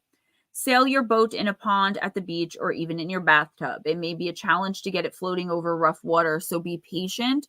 State your wish out loud and say, accept my wish element of water. At the next tide, bring my wish to me. Definitely bossing up, Samantha. This is manifestation energy at its finest, at its brightest, and at its highest. So I don't know what you're doing or if you even realize what you're doing, but you are bringing in a lot of positive energy. You may not even feel like it. You may be like, okay, Gemma, I am literally at the lowest I've ever been. No, girl, no. That is what you are telling yourself, but your subconscious, your spirit team, they're like full effect, full force. This is beautiful energy telling you that what you put out is going to be given to you times 10. So put out love, kindness, put the effort in. If there's a project you want to start, if there's something you want to do, if there's a person you want to get to know better, anything you want is literally yours. Obviously, this isn't a genie where you rub the lamp and it appears. You have to put the work behind it. You have to put the effort in. Start saying the manifestation out loud. I look forward to new challenges. I got this. Say it's money you're trying to manifest. Money comes to me quickly, easily, and effortlessly. Money flows to me quickly, easily, and effortlessly. Say it, write it, whatever it is. Start putting effort and action behind your manifestations, because that is power and the universe will bounce it back to you. This is a great card. You're going to have a wonderful next 2 weeks if you voice it, put it out there into the universe. Don't care about how you look or sound to other people, girl. The real ones, they'll stick by you. They'll be like chanting there with you.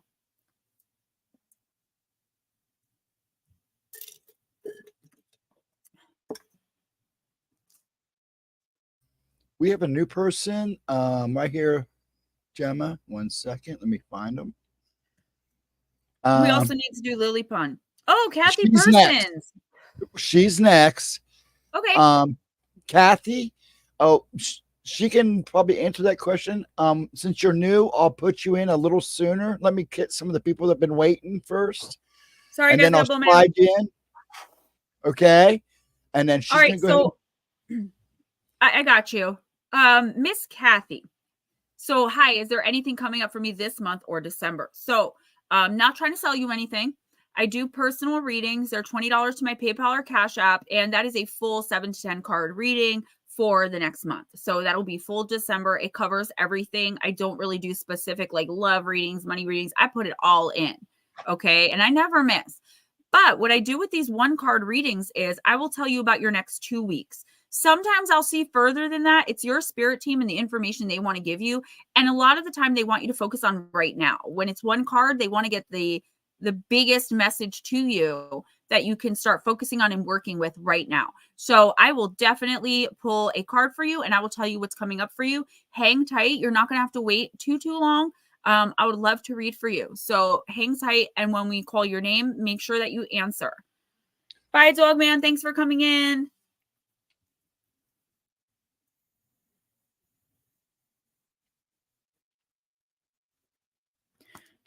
Lily Pond, I'm going to use human spirit. Samantha, also something that just came in is, I don't know if there's like a distraction here. There's some kind of distraction that's taking your focus away. I feel like this person is like a purposeful distraction. Like they're trying to throw you off. I don't know who this could possibly be. You'll probably know. But there's something here and it's like, you don't have time for this. I see the universe like you like this, which means you should be blocking this person or whatever it is out. Even if it's a subconscious voice in your head telling you, you can't do this, you can't do that. Don't pay attention to it. And listen, this is not a time for bringing new people in and telling them your ideas. Okay, stick to who and what you know and just focus on this for the next 2 weeks, only for the next 2 weeks, and then see how things play out. Because there's a distraction coming in that is nothing more than that, a distraction, girl. You don't need that. Lily Pond, Human Spirit Oracle.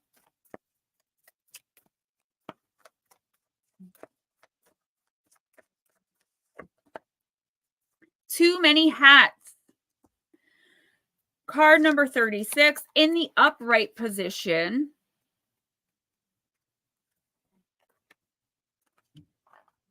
Dogman, enjoy your weekend. We will see you next week, hopefully. I love me a good hat. And look at you, Lily Pond. Wow, you sure look good in that hat.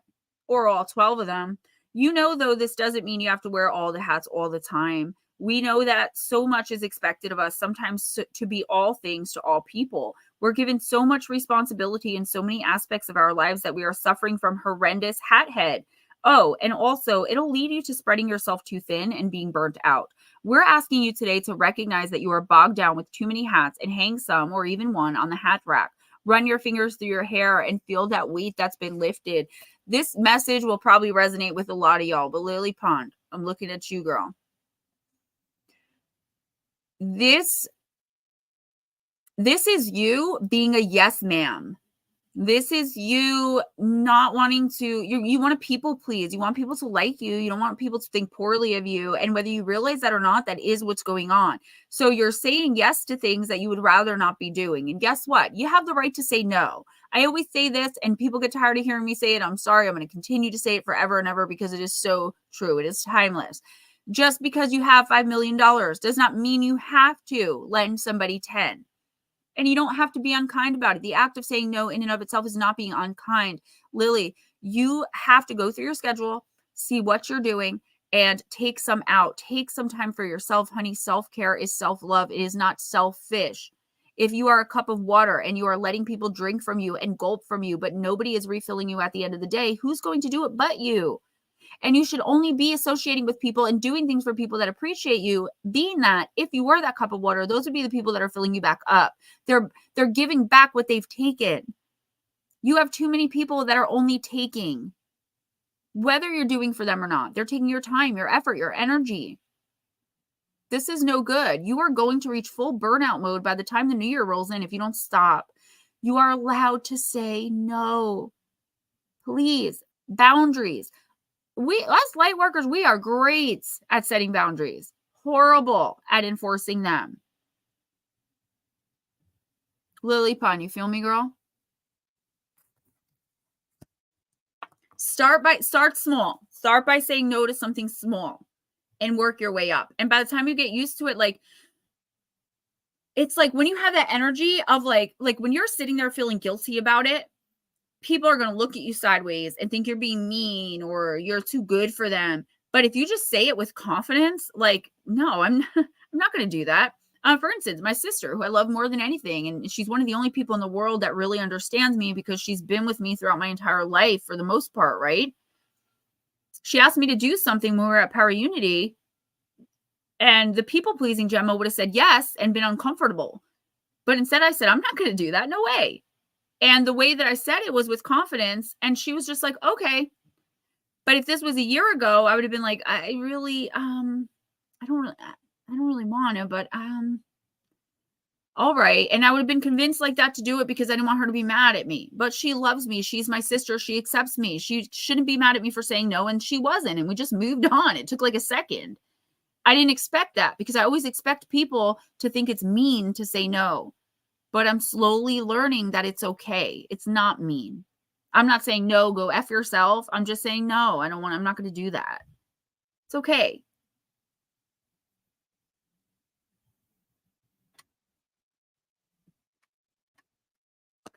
I am all in on that newbie bus. Who's after Lily Pond? We're doing Mr. Mark. Mark Halstead. Yes.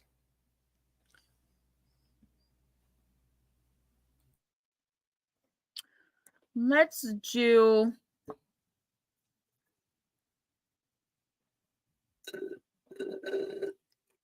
I'm going to do the shapeshifter. Jonathan Douglas, hi and welcome. Listening while at work. That is awesome. Let me know if you want a reading. Thanks for coming in.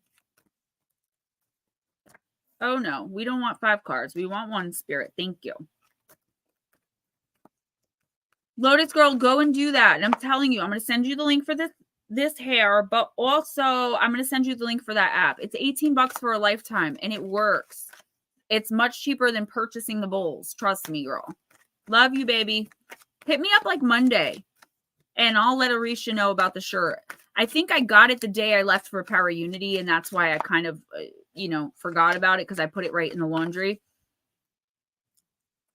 He was he was excited about it. And then I told him I had to wash it first to shrink it. And he was like, that's not, he's trying to like walk around with mine, which is, that's okay. Fudge. I have really bad teeth and really sensitive teeth, so fudge is not really my thing. I have a hard time with bread, girl.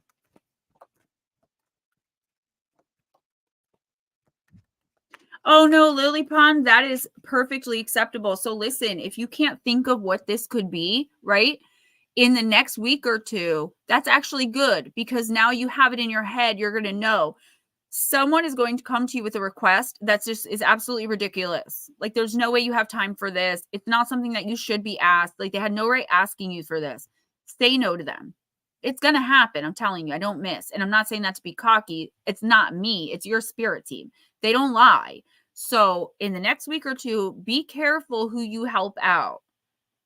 Okay. And if you feel like you don't want to do something or you don't have the time, don't be afraid to say it. All right. Watch how the person reacts and responds to you when you say you can't do something. And that's how you'll know if they're a real one. She goes, now I'm craving fudge. How does it always happen in this stream that we end up on food? It never fails. Hedgehog love comes out again. I'm telling you, your tribe, you're meeting your tribe. Good. Yes. Stand your ground. Continue to. Don't let her weasel her way back in. Don't, because there's some reason that this came up, right? It's not the universe patting you on the back, but that was a good thing. That's a start. So if that's the case, it could be this person trying to weasel back in. Oh, I'm so sorry. And then the minute you accept their apology, they're back to trying to take advantage of you again. Just be careful. Be careful where you expel your energy. You are never wasting energy on animals. right? I'm not particularly an animal person. I always said that because I didn't grow up with pets. They're just not, I don't have pets, right? And it's just not something that That's why she keeps me in a cave under the basement. is an interest for me. I wasn't brought to me as a kid and I didn't grow up with it. But I have so much respect for people who can't care for animals that way. I think it's a very selfless thing. Yeah. And I really tried. I got a cat and I'm like, I'm good with cats. I love cats. But I got a cat and I'm like, I'm going to love this animal. It's going to be my best friend. This cat was a feral. And I ended up with a feral cat. All right, Mark. You have found a new family, a soul group of kin friends with whom you can play, teach, laugh, and share. Groups like this hedgehog gathering are made up of individuals, but they can act as one when it comes to keeping their friends protected, safe, and feeling like they truly belong. Sometimes, for the first time in their lives, these hedgehogs will teach you their ways for a time. You'll be one of them. You're safe with your friends, and together you'll laugh, play, and nourish each other with connection and kinship, the sense of being home, and a feeling of belonging that you have not had for some time. They do not ask that you be unlike your true self, just to respect their ways while you're among them. You are healing very deeply, Mark, on levels that may never be fully apparent to you, but the protection you are or will soon be enjoying is allowing you to pull back your defensive armor, be totally vulnerable, and rediscover your dreams and abilities, some of which you had put away forever. Hedgehog Love speaks. You are like us. You have been taken, adopted, marked, and accepted by creatures who are quote unquote other, disproving your belief that you're an eternal outsider. All of us eternal outsiders. That's why I call this the Island of Misfit Toys.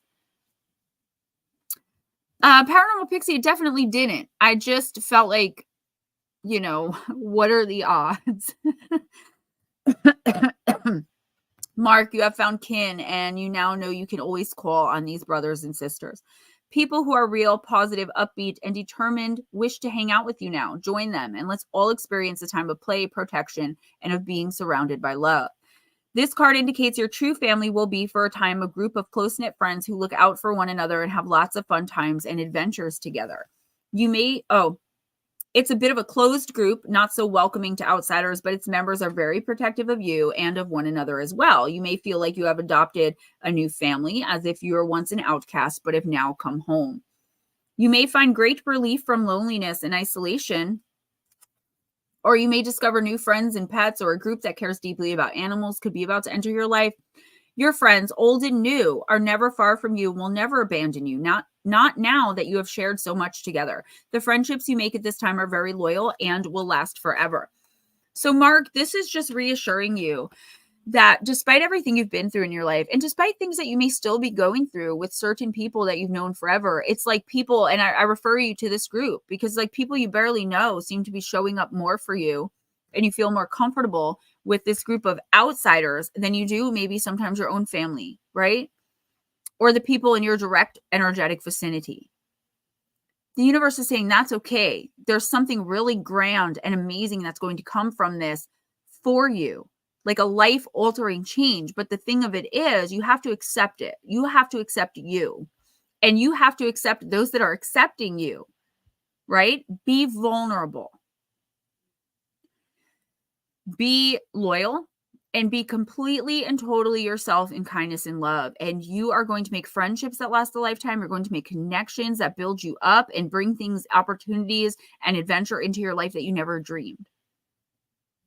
You found a real family. You found at least one or two people who at this point you don't know if you want to live without. That sounds very dramatic, but it's absolutely true. So I wanted to show you guys my nails real quick. It's a kitty cat sitting on a crescent moon. I like those. They're cute, And right? they're not like super long either. I love my super long ones. I had to order more though. Do. Who's next? Eris. So Nomeo, I'm feeling you on that, but I always get Hawaiian with bacon. Eris, we are going to use deep, dark, and dangerous.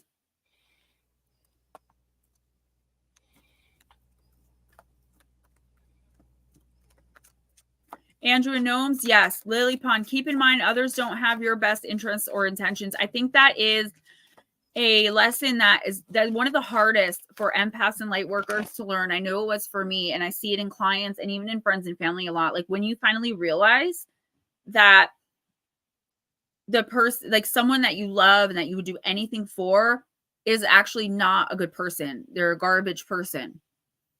That's a hard thing to accept because you put so much love and effort and energy and you see the light in them. You see the good in them. But I always tell you guys too, like just because someone has a bright light doesn't mean they're aware of and or working with it like you are. You have to be self-aware. And unfortunately, toxic people are not self-aware. What was I saying before? Main character syndrome. In my opinion, it's ruining our society. Yes, ma'am. Extra pineapple. Lily Pond, honey, we always get on food in this chat. I don't know how it happens.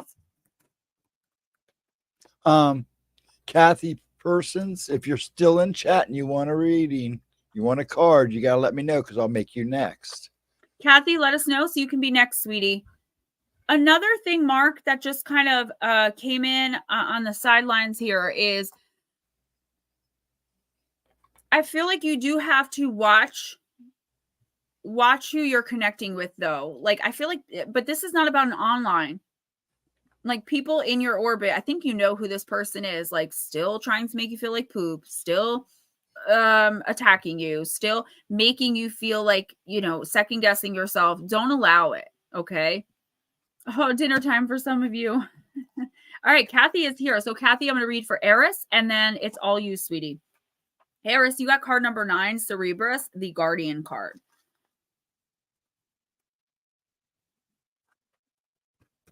Develop strong and healthy boundaries. You should respect the boundaries of others. Not all places or people are for you or should be available to you. Exercise and expect loyalty.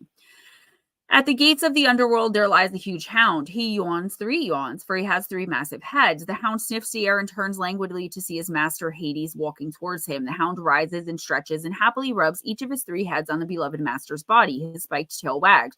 Hades pats the head of his guardian at the gates, knowing all will be well. Cerberus is watching. There's a saying that we don't deserve dogs, and I, for one, believe this is a fine truth, even if we are speaking of the hound of Hades, a hellhound. Cerberus is possibly one of the most written about dogs of any ancient world and appears in many stories, not just featuring his master Hades, but many Greek heroes. He is a dog with a job, and he guards the gateway to the underworld to ensure that none of the dead leave that realm. The most well-known myth about Cerberus is the story of him being taken from Hades by the hero Heracles as part of his 12 labors. Heracles killed his own wife and children after being made temporarily insane by the goddess Hera. After visiting the temple of Apollo at Delphi to try and work out how to make amends, Apollo instructs him to go to the king of Mycenae, Eurystheus, and serve him for a decade. The king hates Heracles and wants him dead. So he sets 12 increasingly impossible tasks for Heracles to complete. After Heracles is successful on the first 11 labors, the king decides to set him the task of bringing back the Hound of Hades to him as the 12th labor. Heracles has Hermes, a psychopomp that is a figure who can guide in the underworld, and Athena to help him. Heracles enters the underworld at one of the known entrances at Cape Taneron and proceeds to find Hades. In the earliest myth, Hades and Heracles fight for Cerberus. It's said that Heracles shoots an arrow, wounds Hades, and subdues the hound with chains, dragging him to the surface. Later myths suggest Hades agrees that Heracles can take Cerberus with him, but only if he is able to subdue him without a weapon.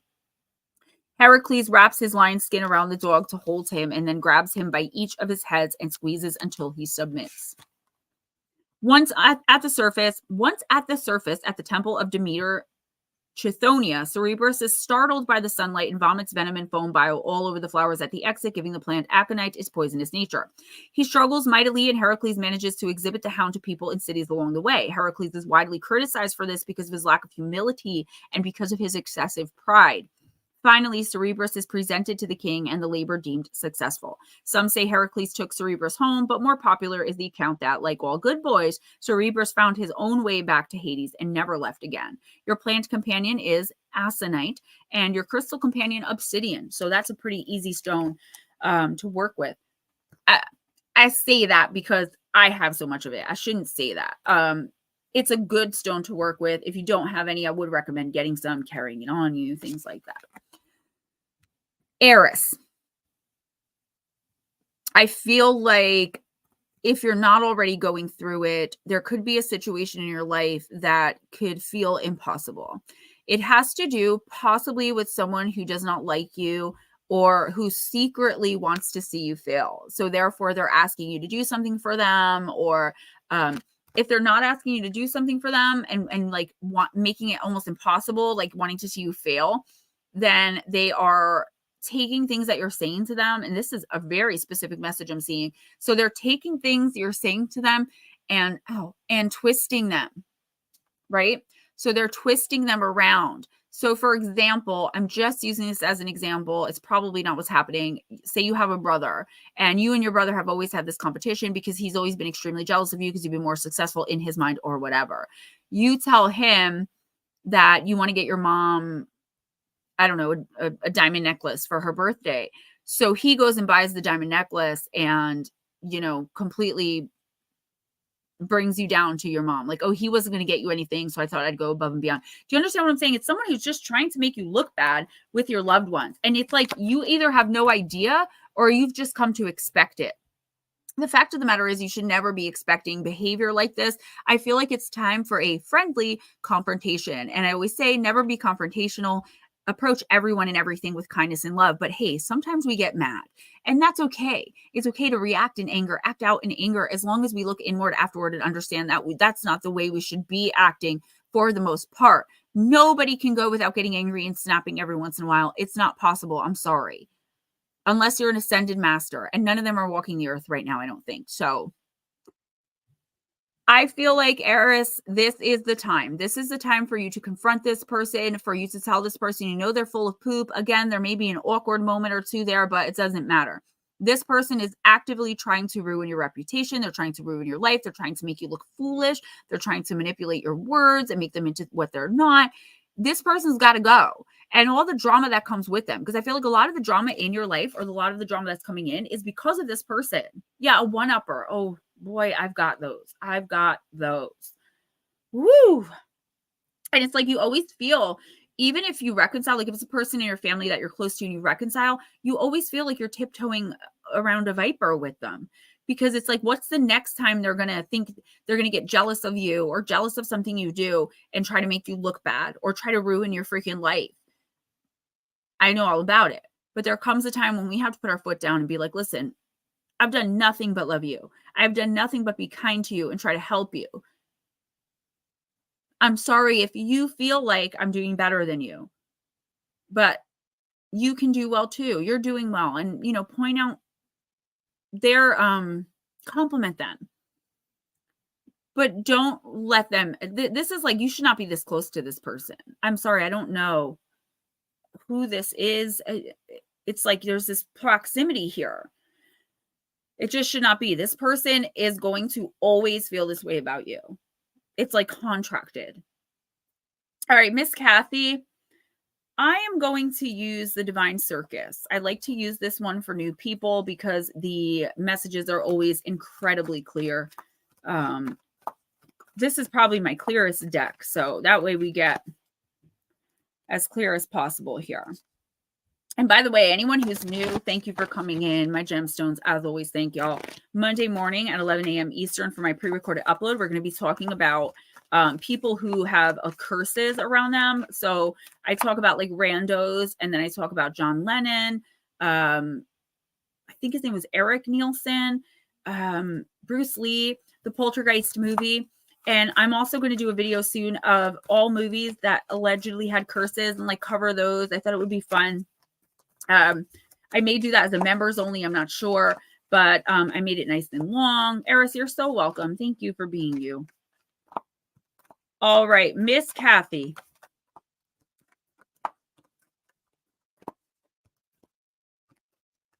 Lulu Bell, I can't get into why, but that is 99.99% probably not the case.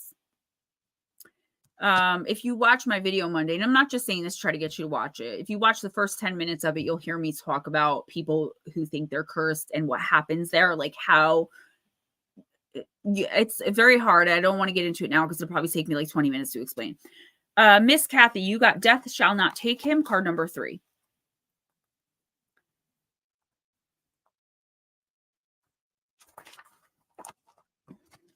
Ah, thank you, Sir Mark. Sometimes just when you think it's all over, the 11th hour comes. You can practically hear the opening chords of your swan song. And when you have finally given up, suddenly, somehow, right before your eyes, everything changes just like that.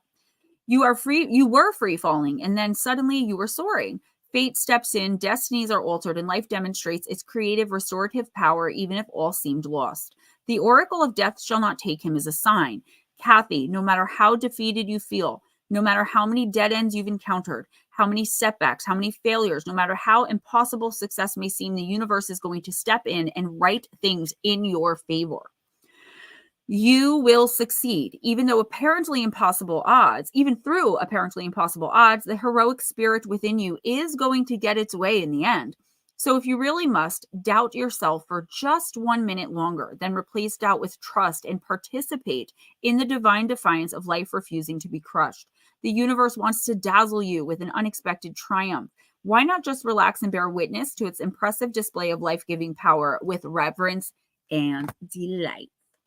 Yes, ma'am. So, okay. I need a vape for this. Hold on.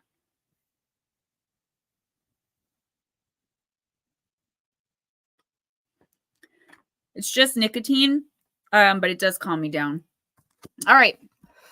So, Miss Kathy, what this card is talking about is you going through a very trying time. A lot of light workers are. And if you found yourself stumbling on in here, even if it was completely by accident, especially if it was completely by accident, you're a light worker, honey, and you're probably an empath, and you probably have a lot of toxicity around you because we just attract it. We are doormats. But in this stream, we are learning how to not be doormats anymore because I'm doing my best to teach everyone about energetic flow, being kind to a point, not to a fault, right?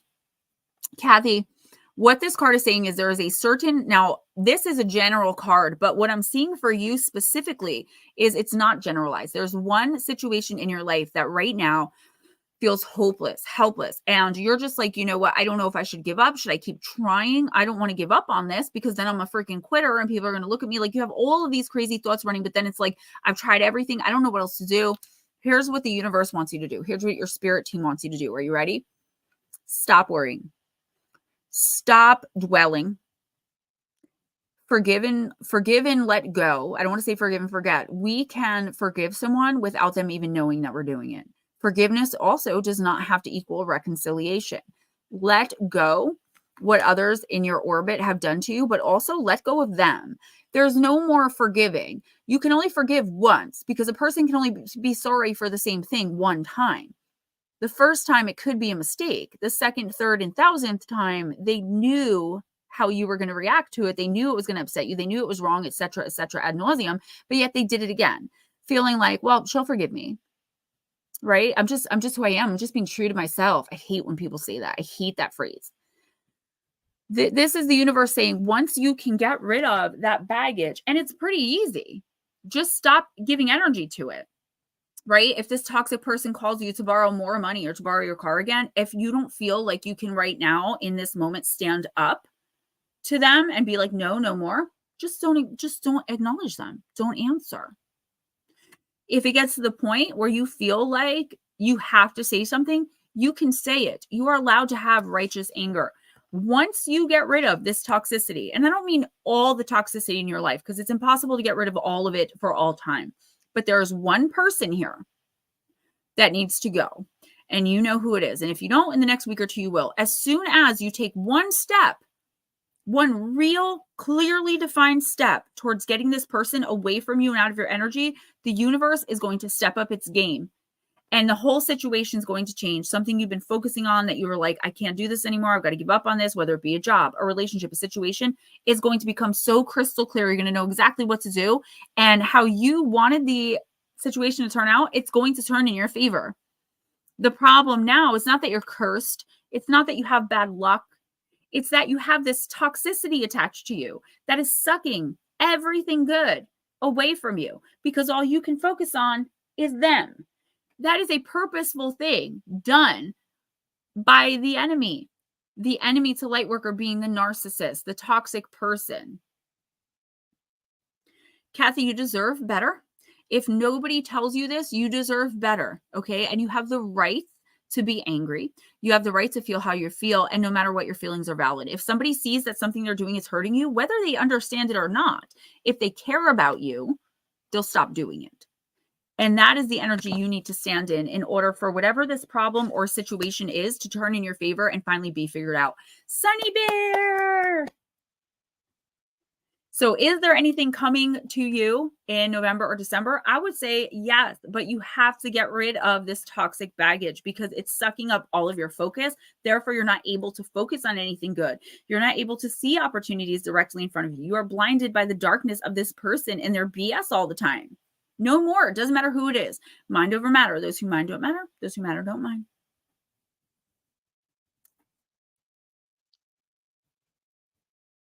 Trying to wiggle my nose, but who's next? I thought you were keeping a list.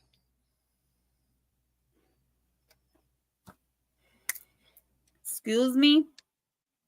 Excuse me. Who's next? Darling Deb. Darling Could you Deb. imagine he just flips his hair? All right, Miss Deb. Let's do myths and mermaids.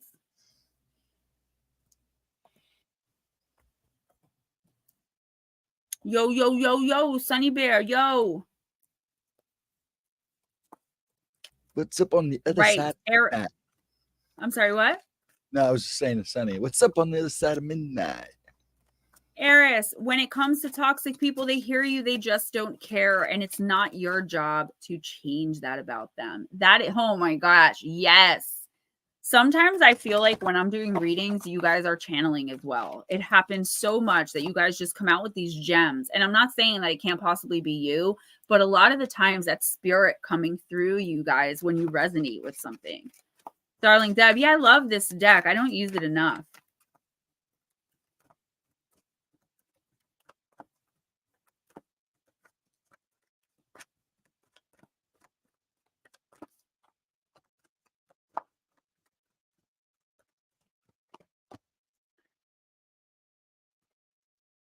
Okay. Mermaid Picking Lotus Blossoms, card number 25. And you got it in the upright.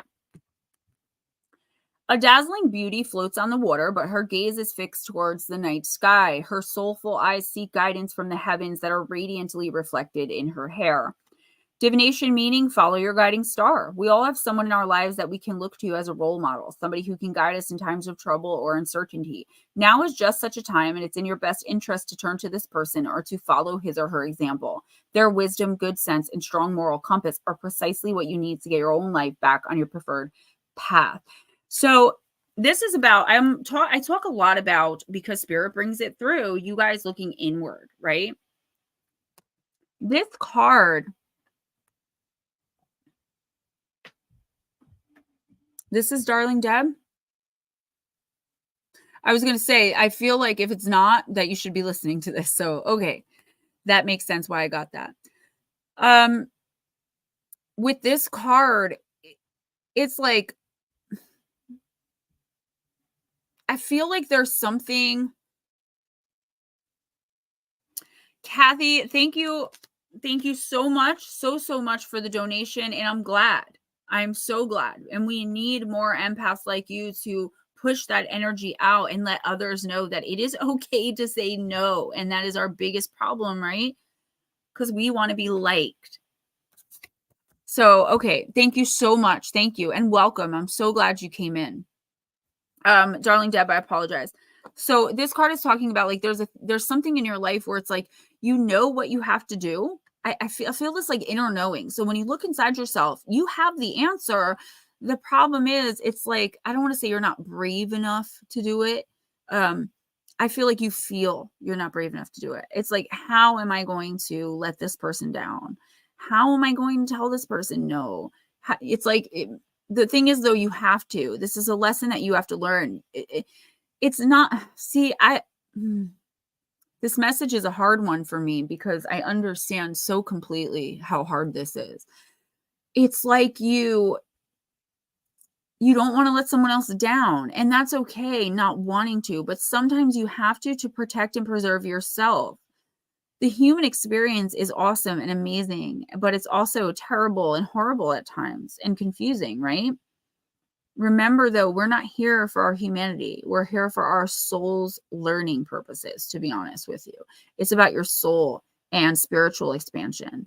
And this is a big part of you moving upward and onward further towards your life path. Deb, you need this person, whoever it may be, that is going to know the answer. They're going to know what you need to do. And guess what? They are going to have your back. They're going to tell you that it's okay. They're going to give you that reassurance that you need to know that you are making the right decision.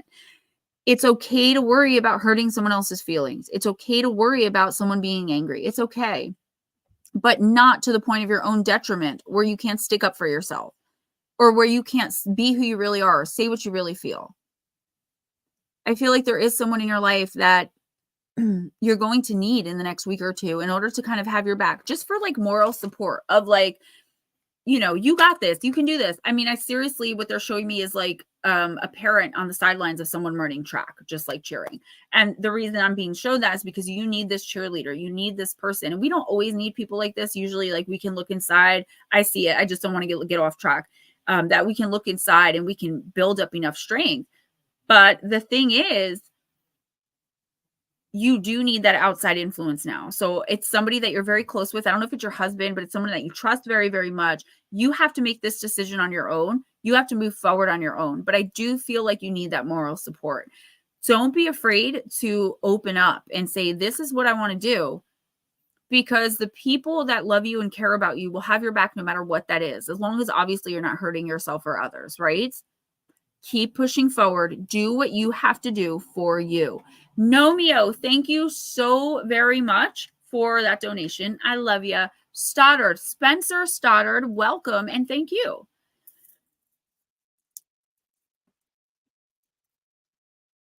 And Sorry welcome. I love all the new names. Yes, I do. When I'll try to fit you in as we go. Next is Divine. Divine Empathic, I am pulling from which? Yeah, see, that's what, darling Deb, you know exactly what you need to do, but you need that moral support. And sometimes we do. And I think the universe, your spirit team, is letting you know that it's okay to not want to do this by yourself. You don't have to. You do have someone. And listen, this is going to be a great lesson for you about who's in your corner and who isn't, because there are going to be people that you tell this to that are going to try to talk you out of it. They don't have your best interest at heart. The people who have your best interests at heart are going to be the people who are like, you got this. Darling Deb, you know it. I told you Monday I will be right back on point with everything. John P. Adventures, welcome. Thank you. All right, Miss Divine Empathic, I hope you're still here.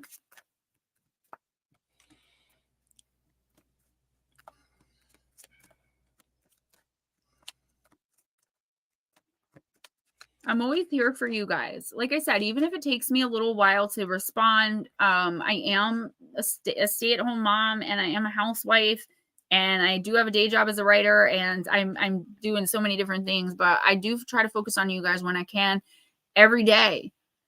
Lily Pond, thank you. Where art thou, Anthony? I kept saying, is there an Anthony in here? It's Andrew. Oh my goodness. Okay. So obviously Spirit doesn't want to wait, but unfortunately we pulled 2 cards. So I'm going to shuffle and pull real fast because these cards are jumping all over the place. Darling Deb, you're very welcome. I always get like 2 a week that are like really hard. And I'm not sure if the person's going to understand because I don't get it, but it's not always for me to understand. It's for you guys. And that kind of humbles me and reminds me of that. All right. Divine Empathic. You are so welcome. I love you guys. Oh, I'm like, I don't know if there's an Anthony in here. That's my Nomeo. Oh, okay. So Divine Empathic, you have card number 35, the Harpy of Rage. Girl, where are you? I thought she knew she was coming up. Rage can be purifying. Like the harpies of Homeric poems, rage can bring the storm winds that scour and wipe a landscape clean. There she is. While this may seem a destructive force on the surface, rage, like the harpies, can bring change and shift landscapes, both internal and external. Quiet or loud, a wild howl, or a hiss in the dark. Anger is both purposeful and natural. So stop bottling it and shoving it away in order to be pleasing. Guys, when do I ever say, oh, it's okay to be angry? I was reminded to say that tonight. And why? This card just said it. I was reminded tonight by my spirit team to tell you guys, I am not telling you you don't have the right to be angry, that you don't have the right to react with righteous anger and respond that way sometimes. And here is why. The most powerful witch gathers her rage rather than shrieking into the wind where her passion can be swallowed. She will find her branch and settle into a position of power. Using her authority, she will choose her time and cry out her claim. She offers her anger to her art, her cause, her community, resulting in a rallying song of change. A witch pours her rage into her creativity, advocacy, and commitment. She's also willing to peck out and devour rage against her own self through the radical wings of self-forgiveness. So this card resonates with me very much. As I told you guys, I started a YouTube channel because I was lonely and needed someone to talk to about recovery. That was 3.5 years ago. I had to put it somewhere, guys. I had nowhere to put it. And a lot of my first videos I had to deactivate because it was causing problems on my channel because I was talking about addiction and recovery. I cried. I raged. I read you guys poetry. Divine Empathic, this is telling you that there's something you're pouring. Maybe it's not rage, but it's an extremely intense emotion. And I do feel like there's some rage in there. But you've learned to be constructive with it. And I feel like that's the lesson here. Righteous anger is allowed. It's okay. Rageful anger is allowed, but it's just not the right thing. This is the universe telling you, Divine Empathic, to continue pouring yourself, your emotion, your energy into your creative endeavors. And again, this doesn't mean, like, when I think of creative, I think of painting. I don't even think of writing, but this could be writing. This could be your YouTube channel. This could be anything that you're doing for you. Because when we're pouring this into ourselves, it's transmuting. We're not walking around angry all the time. That's not what this is. This is transmuting it into something beautiful and waiting for the right time to strike. This is playing the fool to fool the fool that thinks they're fooling you. Oh, you got me. And then a month later, you turn back around and get them. But you do it in a way that's a lot more humane than it was done to you. This is the universe encouraging you to forgive yourself and to understand that it's not all about you. Okay? This other person had to learn a lot of hard lessons as well. And that's not for you to feel bad for them or to give in to them. It's just so you know, honey, they've got their own stuff. And you are so much further ahead that you shouldn't even be looking back to focus on them or letting them get to you. Keep doing what you're doing. There's something in the next week or two that's going to try to pull you backwards, not necessarily back into whatever this relationship was or this friendship, but just making you focus on a part of it that's going to try to take you out, make you feel bad, make you feel guilty. Do not fall into that. Continue transmuting that energy into something beautiful, into your beautiful self.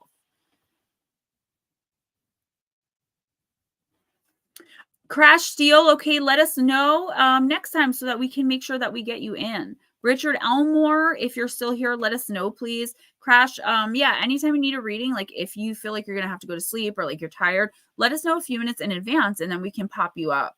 Because I don't like people who want a reading to have to leave. Raymond, I got you. I'm sure you're coming up soon. Yes, he's not too far down. Richard, are you still here? Or did you move along? If Richard's gone, we can get Crash. If you want to stick around and Richard doesn't show, we can go ahead and do you. I'll slide you in. Well, if Crash wants a reading, go ahead and do Crash. I was going to say, and then if Richard's here, I'll just do him next. He's not going to care. Fine. Crash, I'm going to use the Energy and Spirit Oracle, okay?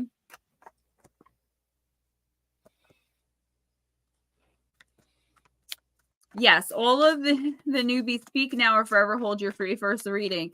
Yeah, they're all free. It's just that we will bump you up and not make you wait if it's your first time here. Otherwise, first come, first serve, and I try to end by 10:30.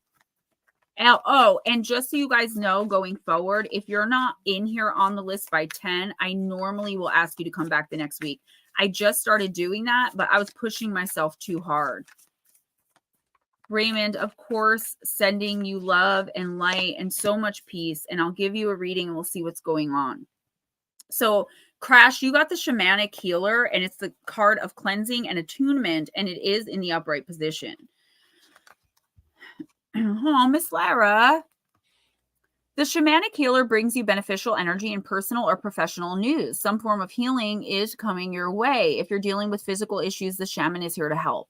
Difficulties of an emotional or psychological nature can be remedied through your connection with this powerful spirit guide as well.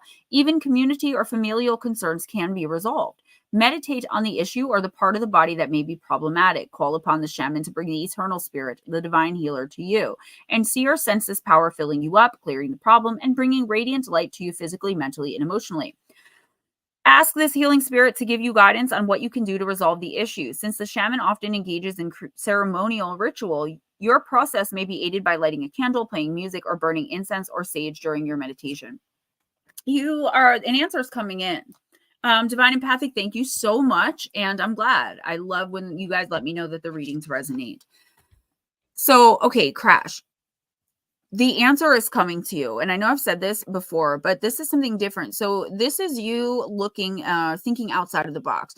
There's probably tons of issues plaguing you right now, but there's a big one that you kind of can't take your mind off of. And if you don't know what I'm talking about, in the next week or two, you will. It's something that's just like in the back of your mind constantly, like subconsciously, like just nagging you. The universe is saying, why are you not, your spirit team is saying right now, like, why are you not utilizing us? We're right here. But see, that's the thing, is that they can't get involved unless you call them in. Okay.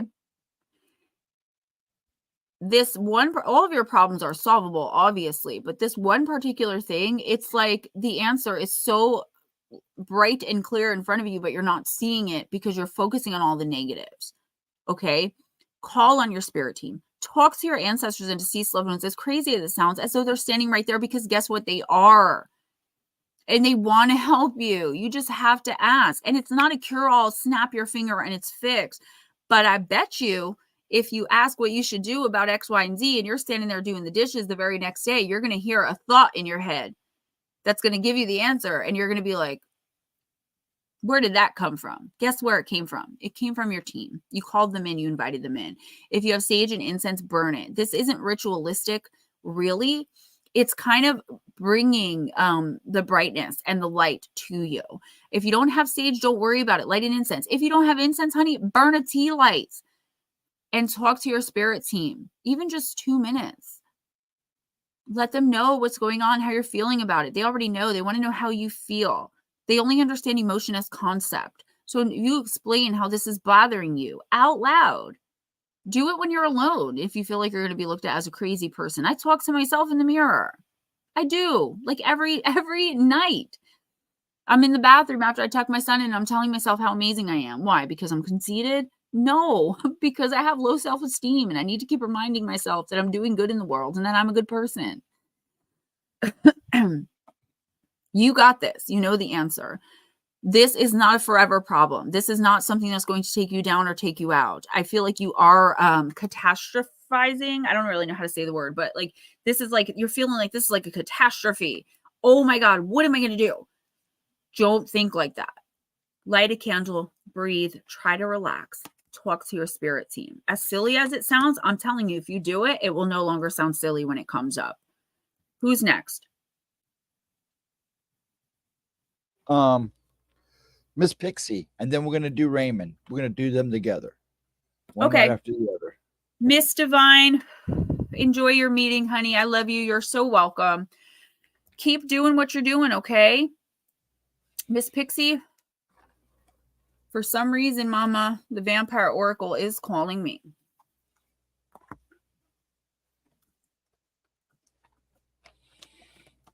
Black Dragon, I actually try not to rage on anyone anymore. The positive self-talk is just because a lot of the times I feel like not good enough. Like I see people covering true crime cases and cases that took me, 4 parts, 20 hours to put together. They're doing it in 15 minutes or less, and they have like 10,000 subscribers. And I'm like, what am I doing wrong? And then there are people that rag on me because I get so personal. Like, oh, you get so much further if you did this or if you did that. And I'm like, I'm just doing what feels right to me. Do I need to make money? Absolutely. But I do have a day job. This is not money. This is me giving back, and it helps me so much. But I got to admit, like, the bigger I get, the more criticism I'm getting. And it hurts. I don't have the highest self-esteem. I don't, it's getting better, but it's more like just feeling like I'm not doing enough. Like I'm not good enough at this or that or the other. And I have to remember, like, if I'm doing my best, then that's good enough. People have zero patience, and some people have zero life. The things that they say to me, like they mock me for things that don't even have anything to do with what I'm doing. Like my voice is annoying. My teeth are crooked. Yeah, I know. Don't watch me. I'm 40 years old and I'm prancing around. I got so much criticism. I'm just going to say real quick for the Nicki Minaj rap I did. But I knew that you guys would get it because you guys are always telling me like, oh, rapping is short. And I knew I wasn't going to be able to do it unless I lip synced because I'll never be able to get those lyrics out fast enough. So I did it as a gag, as a joke, and I had to turn comments off within 3 minutes of posting that because I had like 5 nasty comments aimed at me. And I'm like, mind your business. Like it wasn't for you. And I even put in the description box, this is a joke. If you know, you know. That's it. Move on. People can just be so cruel and so mean when they have nothing better to do, especially when they're behind a keyboard. Do you know what I'm saying? Like they feel powerful. Like you want to say that to my face. Well, thank you. That's on them, not you. You are prance-worthy. Well, I'm starting to feel like I'm prance-worthy, guys. And I do sometimes get a little bit full of myself. I take myself back down a peg or two. I don't get crazy with it, but I start to feel like, wow, like Gemma Jade. Like it was very hard for me to switch gears from Power Unity being Gemma 24/7 to coming back into like not Gemma unless I'm on screen. That was hard. It was harder than I thought it was going to be. She kind of meshes with me now. You guys are so sweet. Thank you. Yeah, I had to do that particular rap because I love Nicki Minaj and I love that song. I am not Jasmine. I am Aladdin. All right, Miss Pixie, the call of the night, daring, adventure, excitement, card number 16. We do have to do a 1 timestamp for Casey. Other than that, we good. Miss Pam Smith, you know what? I do try to think that way. Like they're just jealous because they're not doing it. They're just jealous because they're not, giving, Lara, you have fallen lately into patterns that are soothing in their regularity. You know what to expect and when to expect it. You're surrounded by love and acceptance, and you are widely loved and applauded. You are content, you are comfortable, and have no real reason to become otherwise. Is what you have achieved not the pinnacle of human experience, to live and to live without fear of being tested? I say to you now, I was once like you, and then the night in her darkness called to me. I changed and I left behind the world of daylight, and for a time I traveled from my loved ones, although some chose to travel with me. I departed from all that I knew in so many ways, and in doing so, I became more perfectly myself than if I had stayed in that perfectly still, comfortable place. For in the testing I was reborn, for in the challenge I was forged. And in the loneliness, I came to know myself. I'll tell you one thing about Magic Mind, it makes you burp a lot. This time is one which I can only partake of truly alone, and for you, your fear is leaving the comfort zone. You prefer all that is known, but I tell you that with this card comes the call of the night and of her wild creatures, and you are about to leave that place of warmth, that cozy, restrictive, dulling cocoon, and step into a colder, harsher, more raw place. What it will teach you and offer you is more valuable and strange than you can imagine. You'll be thrust out of the place you have called home and into a world of movement, color, drama, and some ferocity. You'll make friends who respect you and challenge you. You'll be disagreed with, and you will fight to survive at times, but the adventure will leave you feeling more alive, your every sense tingling more than ever before. The blessing, attraction, stimulated, daring, unexpected, thrill, danger, change in circumstance, drawn to the occults, Unknown, wish to understand, experimentation, challenges, and tests. The curse, routine, thinking, rut, conditioned to obey, lazy, dull, asleep, bland, insipid, cowardly, unchallenged, safe, tedious, apathy, indifference. In working with this card, it's time to step beyond the places and people where you feel safe. This is a time to stretch your wings and to seek out new friends, experiences, and people. You'll find so much if you just dare to explore. So I don't know what is personally going on with you, but I can tell you that a lot of it has to do with the fact that, Miss Pixie, you're blocking out opportunity. You don't realize you're doing it. I know that. Nobody really does this on purpose. I feel like subconsciously, you know that you're onto something, right? You know that you're doing something that you love and that you enjoy, either personally or professionally or both. But there's this little voice inside your head that's telling you, you shouldn't be doing this. You can't do this. People are not going to like this. Worrying about who's going to say what, like me with worrying about trolls and turning comments off before I even get any because I'm worried. Lara, this is opportunity knocking for you. This is the universe and your spirit team telling you you are safe to try new things. And in fact, you need to, because you're going to end up stuck in a rut and you're going to end up with a lot of regret. If someone close to you is putting these ideas in your head that you shouldn't be doing something that you feel you should be, maybe you should stop listening to them and start giving yourself enough respect and treating yourself with enough dignity to do what you feel led to do.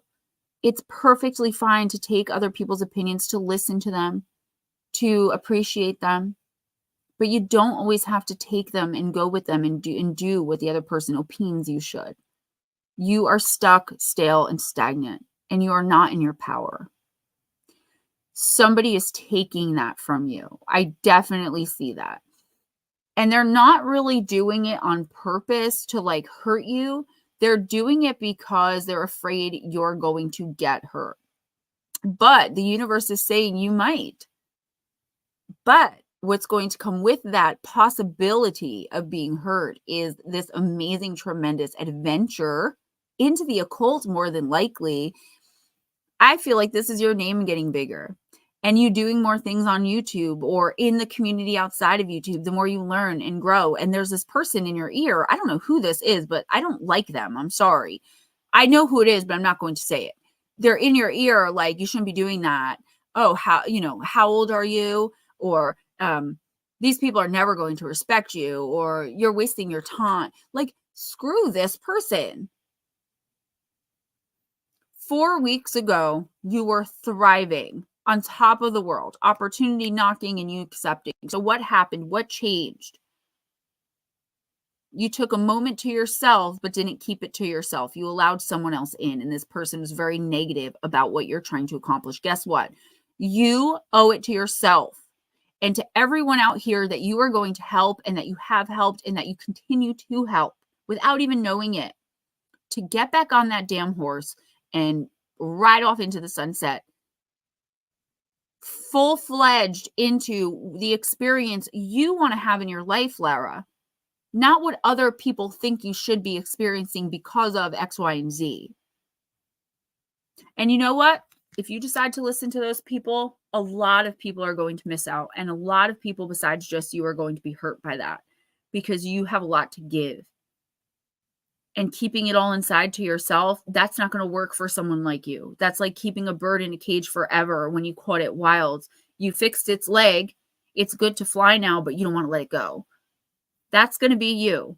And you will forever regret not taking the opportunities you wanted to take for fear of how someone else was going to react or respond to it. I don't know where all that just came from. But let me tell you something. Someone very powerful from your team just pushed that through me. So no one has faith in you or your abilities. Can I tell you that you are one of the only people, if not the only person, that I will call for advice with certain things? I'm a natural witch. I'm a born physical medium, and I look to you for your wisdom and advice in situations that I don't quite know how to handle. So don't say no one, because I believe we all do. When you do your show, people come in specifically to see you. That's one of the reasons I don't do that show with you. People are there to talk to you, to listen to you, to get your wisdom. to learn and grow from you and to be healed by the things that you have to teach. You got this. And if you ever need anyone to tell you that whoever is telling you this and planting these seeds in your head is wrong, just come into this stream and listen to one person speak so highly about you. And it's not BS. You've earned it. You've earned it with your knowledge and with your heart and your kindness. You don't deserve to be held back, especially not by yourself. Read the comments. Read all of these. It's all true. You just have to believe it about yourself. And whoever this person is that doesn't believe it, it doesn't matter. Background noise, baby. You're missing opportunities of a lifetime. Yeah, it is. And I'm glad that you know that. It is the feeling of isolation. Like no one in your immediate orbit understands. I know what that's like too. I think a lot of us do. You have to overcome it. I'm telling you, because you are going to have so much regret if you don't. I can see it. And you're gonna, I don't want to say hate, but you're going to really resent this person if you don't do it. Because I believe that it is their fault. Not completely, because you're in control of your own actions and emotions, but they are planting these seeds in your head on purpose because they like you where you are right now. Do you know what I'm saying? They like you nice, and that comfort this card was talking about in the beginning of everything being nice and neat and tidy and safe, and that's them. That's their energy. Sunny Bear, go have an amazing show. I miss you. Thank you for coming in and hanging out. All right, Raymond.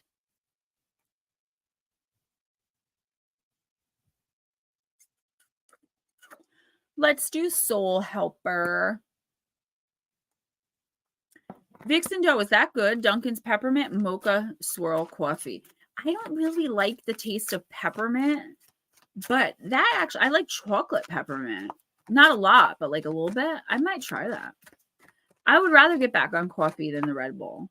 But I got to be honest with you, like this Magic Mind, I like it. I don't think I'm going to need as much Red Bull, which is the point, right? I was starting to get worried about my heart. Feeling of isolation is awful. Do you know when it's even worse?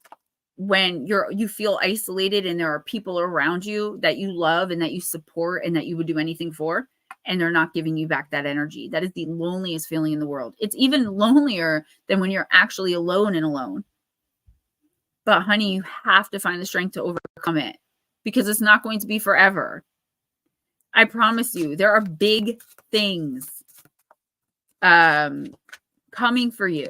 Oh, thank you for reminding me, New England Dirt Roadie. Guys, Raymond, I'm sorry, but I have to pee and I'm going to grab a water. So give me 3 minutes, okay? Don't leave it quiet. Please talk to them. Talk. How's everybody doing? I'm kind of spazzy tonight. Everybody good? We're going to get you taken care of, Raymond. And then, Sonny, you have a good night. And I'll see you on the flip side, hopefully. And I'll let her know. I'll flash that comment when she comes back. Anthony and Lily, but you guys crack me up. What a great chat. Okay, I'm just catching up here. So the list is going to be, since a couple of the new people never answered.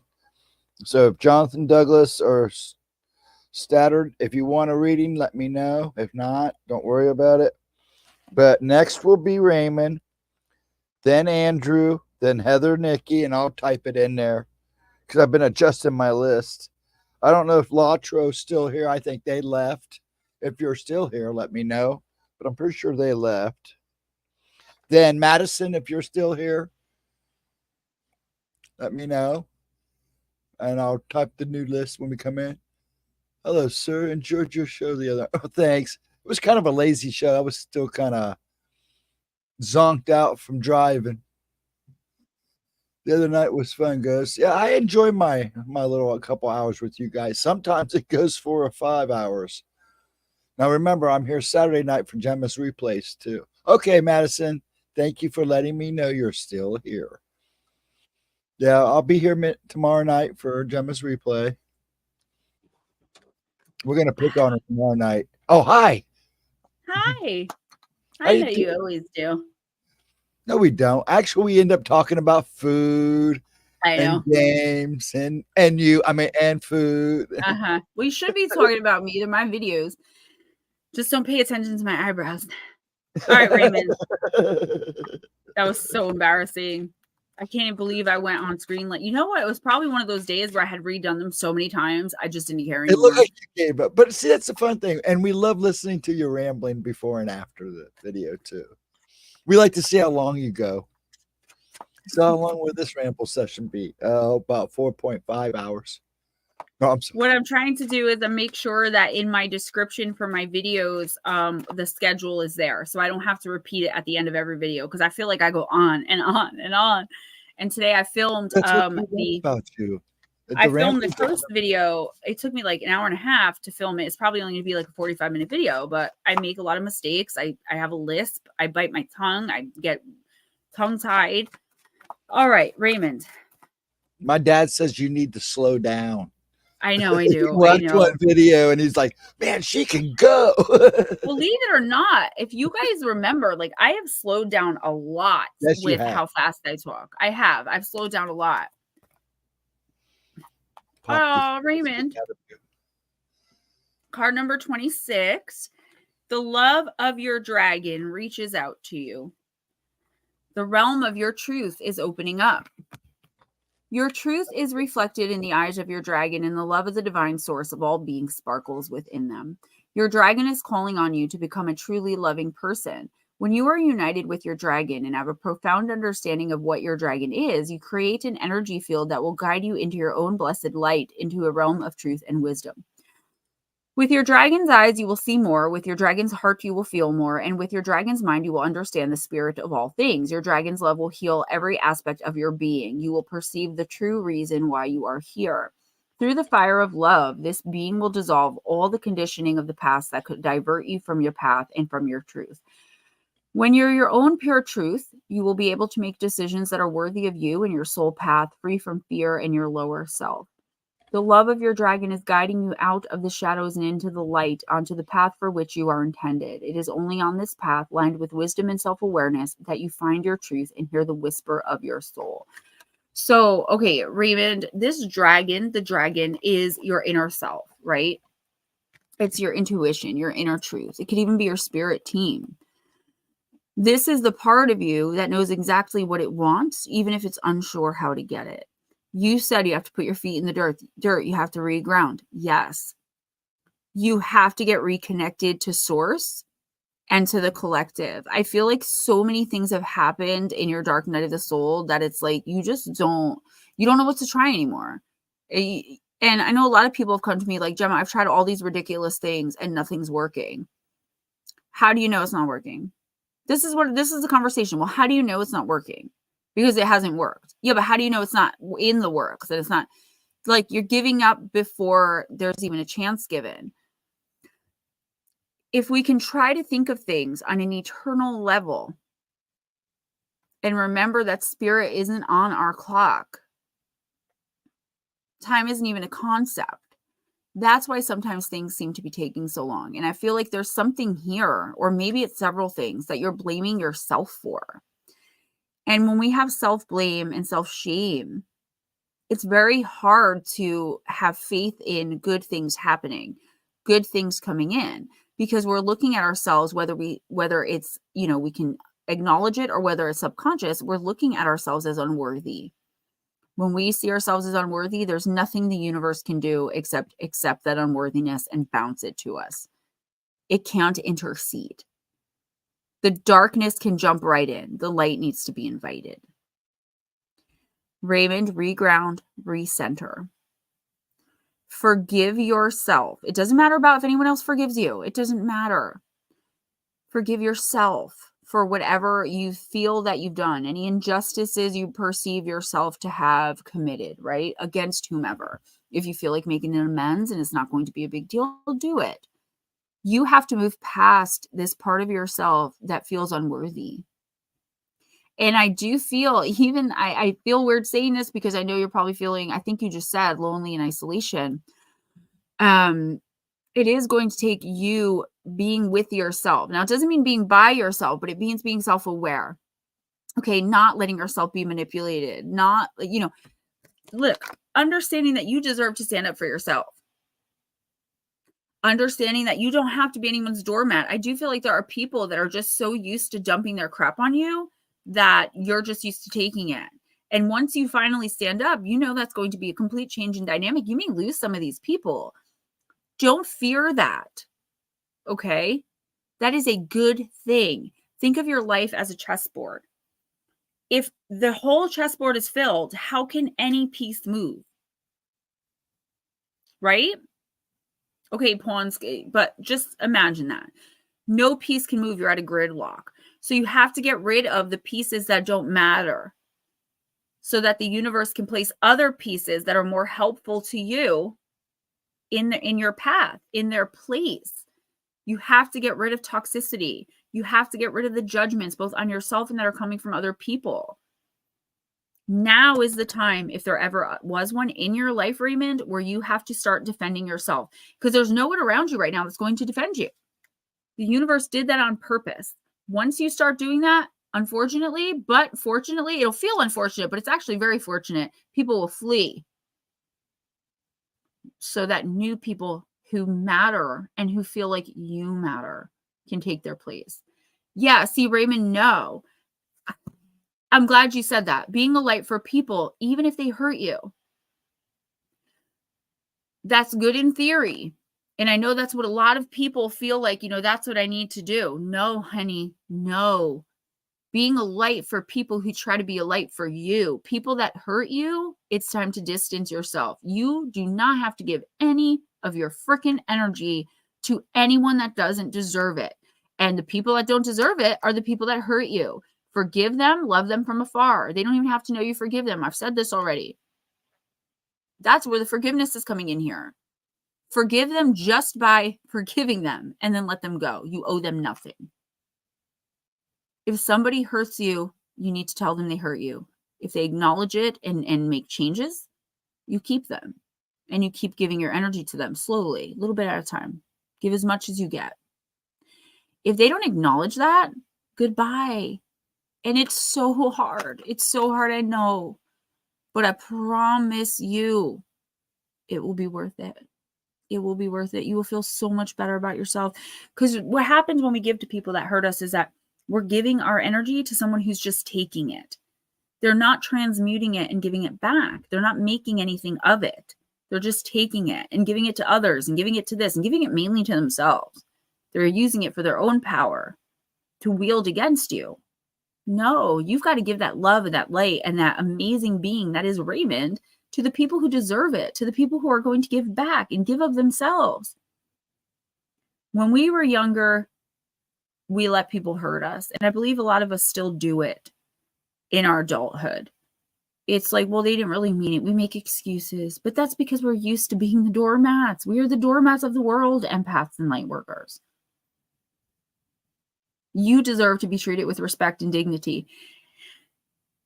But it's not angering someone for your benefit, honey. It's angering someone by confronting them with what they did. It's not you pulling something out of the clear blue sky and going to them with it just to cause an argument, right? You have the right to let someone know your feelings. And if you feel like you're going to anger them, just move on from them. Because if you can't be emotionally vulnerable with people that you're close to, that you're giving energy to, that you have some kind of relationship, friendship, kinship with, they don't deserve to be there. If you can't go to them and say, hey, when you did this, it hurt my feelings, or when you did this, it really made me mad. If you can't do that, that person is not meant to be in your life. And that's a good way to weed those people out. But you have to take those steps to get away from those people, because you'll keep yourself in the cycle, and then that is on you. Something to think about. Forest friend, hi. You ready? Sorry. Yes. Andrew, Anthony, the trucking man, the flirting guy. Nomeo. No, how many more do we have? Oh, 1,010. Lots. No, actually, you got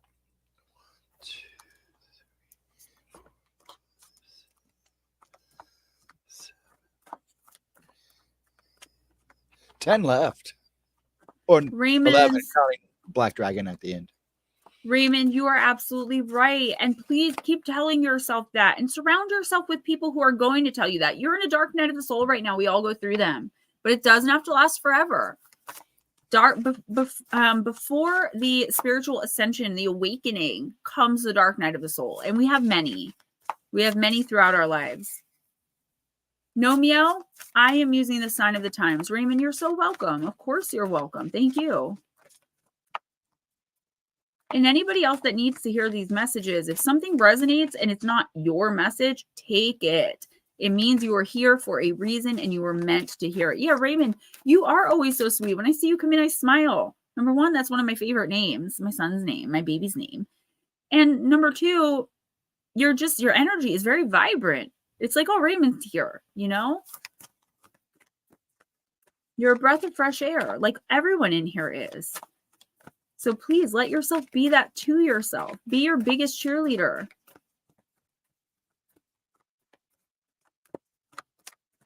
You just made a snarkity old man face. I know. I did it on purpose. I don't want to bend because I don't want my wig to come off. I didn't snap it in. I just popped it. I put the net on and it makes it stay better, but I didn't snap that thing because you saw it. You had to do it for me. It's really hard to do, especially with nails. All right, Nomeo, you got coins, and it is the card of good luck. Oh, thank you, Forest Friend. I used to be blonde, but it costs so much money to maintain. It's so much easier to just have wigs. Why did I never think of this before? But thank you for that compliment. I feel very 80s tonight. I wasn't sure about this one, but I do like it, and I'm glad you guys like it. She's going back to the future. I got my Hot Rod shirt on. Hot Rod and Cool Ride. Too bad it's not a DeLorean with a special gift in the back. This is a $4 shirt. I would believe it. I always brag about how cheap my stuff is. I love when people are like, oh, yeah, it's designer. It cost me like $7,000. I'm like, oh, my boots, they were $20 on Temu. I'm such a cheap date. Sometimes I do feel fancy. Oh, I just want to say before I read for Nomeo, Raymond, that is very, very common in here. A lot of us are soul connected. So even if you're not physically in proximity with somebody, that doesn't mean you're not connected to them. I've had past life images of several people that have come and gone that I've never even talked to again that come in this stream. We are all connected. We're all supposed to be here at this time. So that is very common. If you feel a soul connection with someone, speak up, say that, and connect with them if possible, because that is very common. That's what's supposed to happen when you connect with people that you knew in the fifth dimension. You chart your path to run into them in crazy ways, like on YouTube of all places. It really does. You probably had a past life together or some kind of spiritual connection somewhere. It doesn't mean it's a romantic thing. It just could have been, but it means more like a spiritual kinship. That's very real. Nomeo, have you heard the phrase, see a penny, pick it up, all day long you'll have good luck? As the saying suggests, finding coins along your path is a positive sign. This is an auspicious time when wonderful things that can occur that you didn't expect. You could be at the right place at the right time or have a streak of consecutive wins. The possibilities are endless with this card, and anything that once seemed improbable can happen in this moment. The luck can manifest in many ways, including beautiful coincidences. You may meet someone who has the contacts you've been looking for, or even receive a prize or monetary gift. Coins are also messages from the spirit world, and seeing them as a sign from a spirit or ancestor that luck is on your side. Additional meanings: the lucky streak is approaching, opportunities out of the blue, the spirit world is saying hello. Now, I talk a little bit of my rambling detail in Monday's video about how I do not believe in luck. Luck isn't a thing, okay? There's no such thing as luck. But spirit does leave coins. And what they do is they take the energy of a coin laying around. So if there's a penny under your bed, they'll make that penny with that energy. They transmute it. I don't know exactly how they do it because obviously I'm not a spirit right now. I got this human shell. And then they'll transmute the energy of the penny and turn it into a penny. Now, normally it's silver coins that they leave. For some reason, they're easier to transmute. And demons actually have a habit of throwing quarters. Spirit will leave coins. So keep an eye out for coins. Not particularly pennies. Pennies are so commonly found. They're so commonly found on heads. I wouldn't think anything of that. But if you find like dimes, nickels, even quarters, as long as it's not being chucked at you in a place that's known for demonic activity, that is spirit telling you to keep pushing forward. They're just saying hello. But I do feel like it's going to be like the randomest thing that is going to be an opportunity, something that you've been waiting for and looking for. It's like you're just going to stop into a rest stop and ask for directions. And the person behind the counter, like you're going to get to talking to them. And then suddenly, bam, you've got an opportunity for love. I don't know, but there is something big coming. I wouldn't say in the next week or two, though, Andrew. I would say give it about a month or two. There is a significant change happening in your life with career or romance, something, maybe even something with, I'm seeing, I said career or romance, and spirit was like, wow, wealth in my face. So something with money, really good. It doesn't mean the coins that you're going to find so many coins, you're going to be wealthy, but there is some kind of win here, but it's going to be so random, which means keep on the path that you're on. Keep doing everything you can to feel good all the time. We can't feel good all the time, but we do our best, right? Don't get down on yourself. Don't start being pessimistic. Keep going the way that you're going. You are like literally on a straight course into something spectacularly amazing that you never expected, but always wanted, but didn't know that you wanted until it's there. And now you want it and don't want to let it go.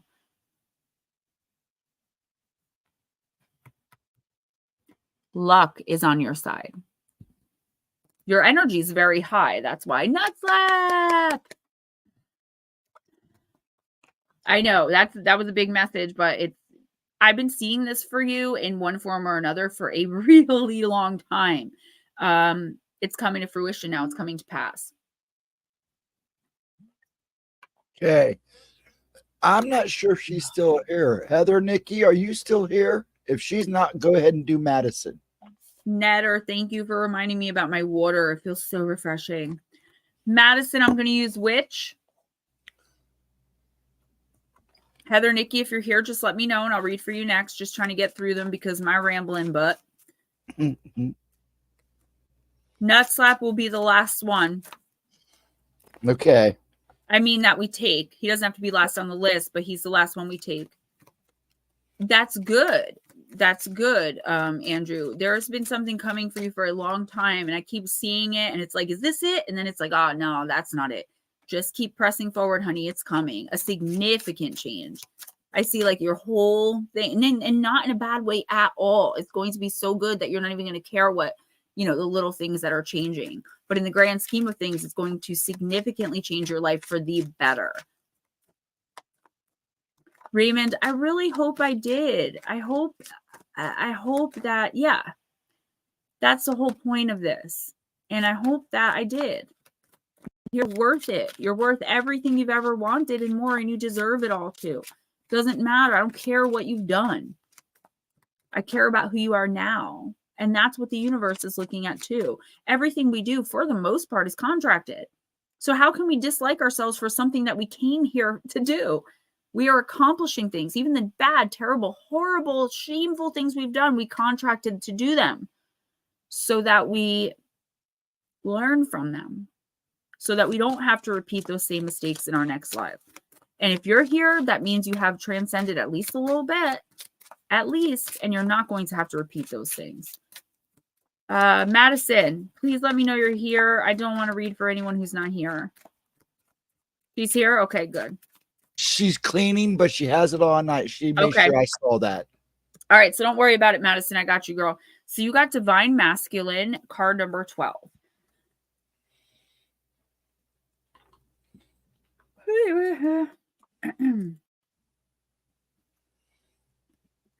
Madison, chances are, unless you're one of the lucky few, you weren't raised with a living example of divine masculine embodied.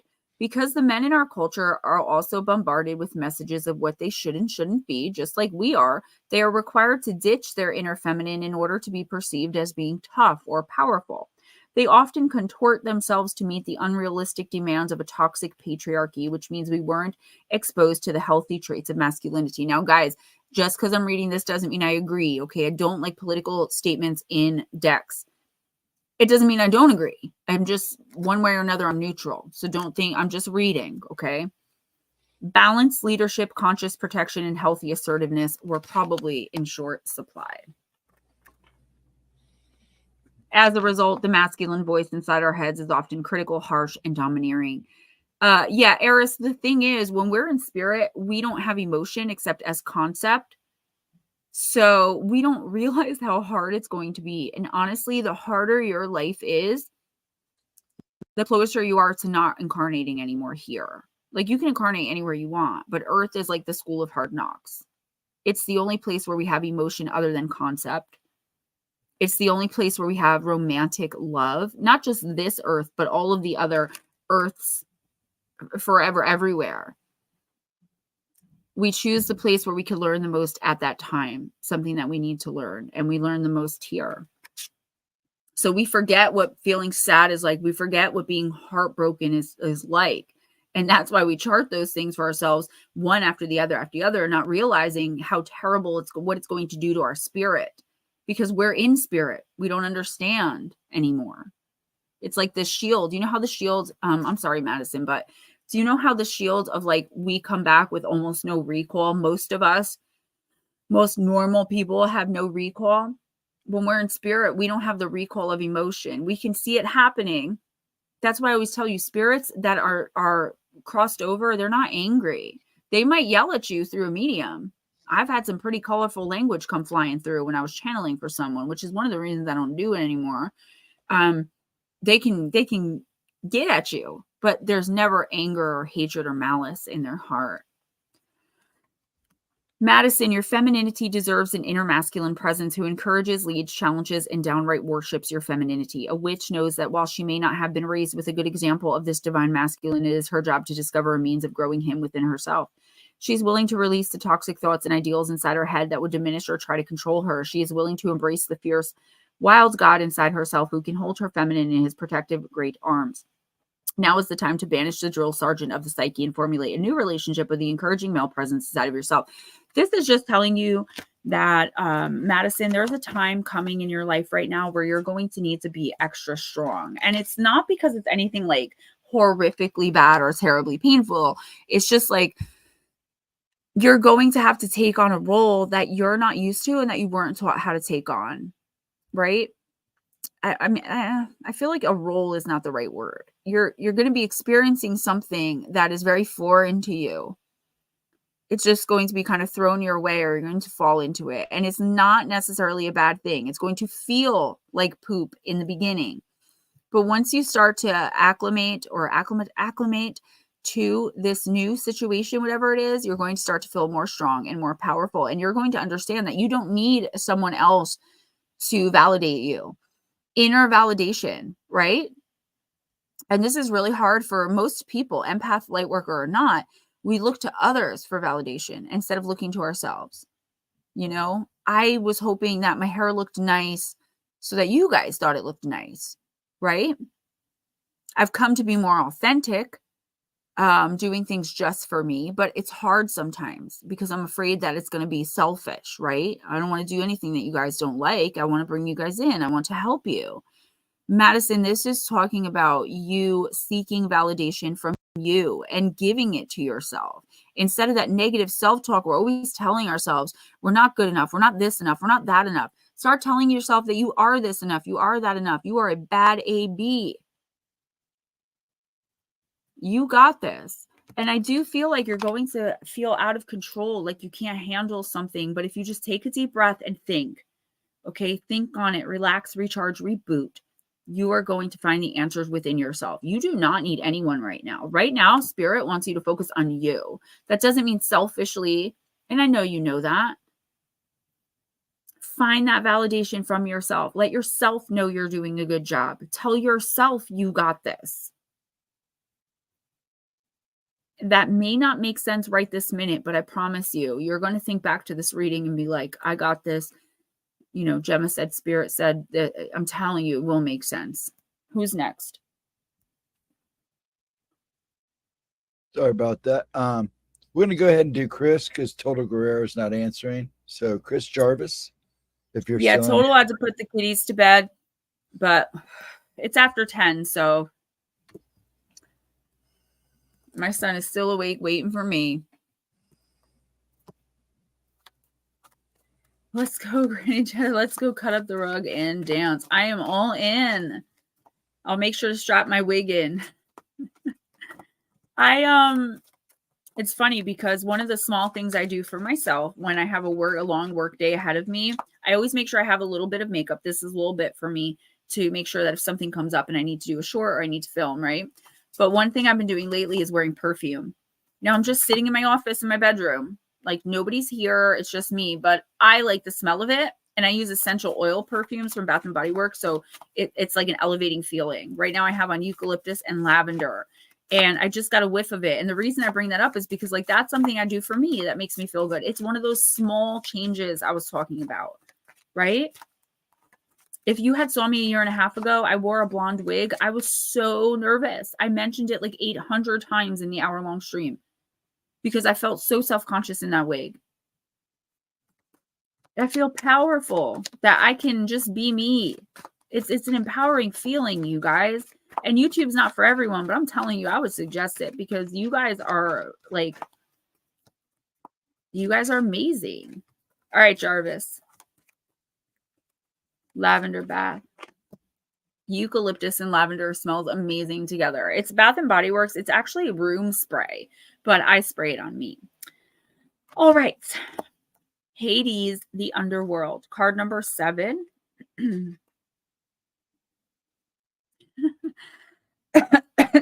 Thank you, Nutslap. I remember people telling me that they could listen to me read the dictionary. And in the very same comment, someone would tell me that my voice sounds like a cat that got hit by a train and dragged screaming for 2 miles. You can't, I'm not for everybody. Nobody is, but thank you. Everything has a cycle and a time span. Death is a natural part of life. Plan a legacy. What matters most? Knowing this helps you live a better life. Move through change. What ideas have passed their use-by date and can be left behind? There's a myth that many people don't know about the Greek underworld and the god of Hades. Hades had 2 brother gods, Zeus and Poseidon. When their father Kronos divided up the kingdoms of the world so as not to cause a fight, the brothers decided the fairest way was to draw lots for their kingdoms. Hades inherited the underworld by lot, and his brothers Zeus and Poseidon received the sky and the sea respectively. While Zeus was the actual leader of the 3, Hades was neither monstrous, evil, nor ugly. Like many dark gods, Hades has a bad reputation simply because of his association with death and darkness. As one of the gods of the underworld, Hades was well respected by Greeks, and they were careful to honor him well. Yet, of course, he was feared. Unlike, say, Ares, Hades was not a particularly nasty god and even looked for love a little more seriously than his brothers. The story of Persephone is possibly the most famous story featuring Hades and one that shows that death is just another cycle and part of life. In the oldest form of the myth, Hades falls in love with Demeter's daughter Persephone and it is a chaste and proper love. Hades even goes to Zeus for permission, and Zeus promises Persephone's hand in marriage. Unfortunately, Zeus does not tell the women this and forgets his promise to Hades. Hades waits and waits and waits. Then one day, while watching his love happily frolicking on a day out with her friends, Hades rises up out of the ground and kidnapped her. He takes her down deep to his dark domain of the underworld and tries to woo her, explaining that she was promised to him. Let me tell you guys something right now. This was a matriarchal society. No man was kidnapping any women. No god was kidnapping goddesses, okay? She went willingly with him. She loved him too. I don't like that part of the myth. It's just not true. Historians have found it to be untrue. And it's not the story that was told. Persephone went off with him without telling her mother. Demeter, goddess of agriculture and a dedicated mother, searches the world for her daughter. She is, of course, no longer to be found on the surface of the earth. In her huge grief, Demeter stops facilitating the growth and production of all food and all plants. Everything dies back. There's no food, and the race of men begins to starve. Meanwhile, Hades offers Persephone a red pomegranate. This is the fresh fruit of death, and anyone who eats of this must stay in Hades. By this time, the gods have figured out that Hades has Persephone, and Zeus asks his brother to free her. However, Persephone has partaken of 6 seeds of the fruit, so Hades now has claim to her. In fairness, Demeter negotiates with Hades so that Persephone can live 6 months of the year with Hades and 6 with her. Persephone becomes queen of the underworld in her own right, and then, led by her torch-bearing friend Hecate, rises from this realm to spend time with her mother for the rest of the year. So this is how the seasons were formed. Every 6 months, the earth dies back, and Hades claims the winter season and his bride. Then Demeter claims her daughter back for the growing seasons of spring and summer. The underworld is a realm like any other, and one that, although full of mystery, is full of possibilities as well. Death is the step before rebirth. A fallow field with nothing growing is necessary so that things may be planted and spring forth again. The underworld, like our unconscious, is a place of infinite possibilities. Your plant companion is Lily, and your crystal companion is black tourmaline. Guys, does it strike any of you as odd or even as interesting that for the second time in like 3.5 years, we didn't do intuitive oracle? And most, I don't want to say most, but many of you came back here feeling like poop and very low energetically. We need each other, right?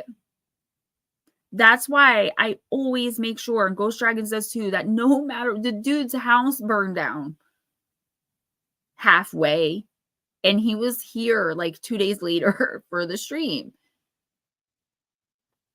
It's serious. It's not a joke. Took a red-eye flight back in the middle of the night and got it back for her. And he did.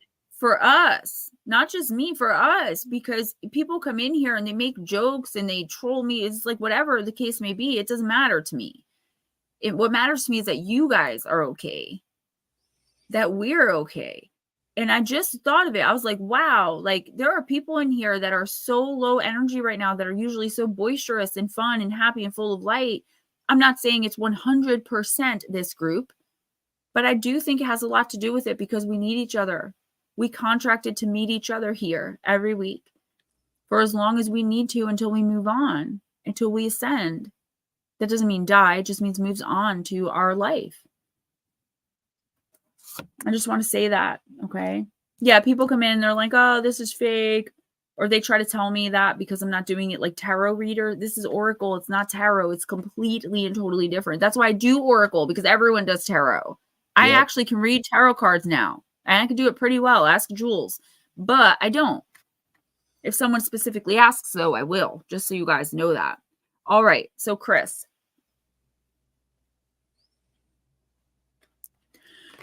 I don't feel like there's major change coming in. But I do feel like you have undergone and you're going through major change right now. I don't really feel like it's affecting you so much to the point where you're like, you don't know which way is up. But I do feel like you might be wondering, like, what's next? I feel like you've grown enough spiritually on your own and in your own right that you know that all of this is for a lesson. All of it's for a reason. It's painful. It hurts. But there's something coming, right?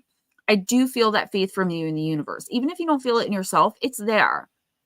But it's like, all right, can we speed it up? Because it's like you're stuck in a limbo right now. And the universe is saying, that's fine. Feel that faith, keep that faith, and know that something better is coming. Because everything that just died off, yes, it was painful. Yes, it hurt. Yes, it sucked. But it's not forever. And the minute you accept that and put that energy out into the universe will show you exactly why you had to learn the lessons you did.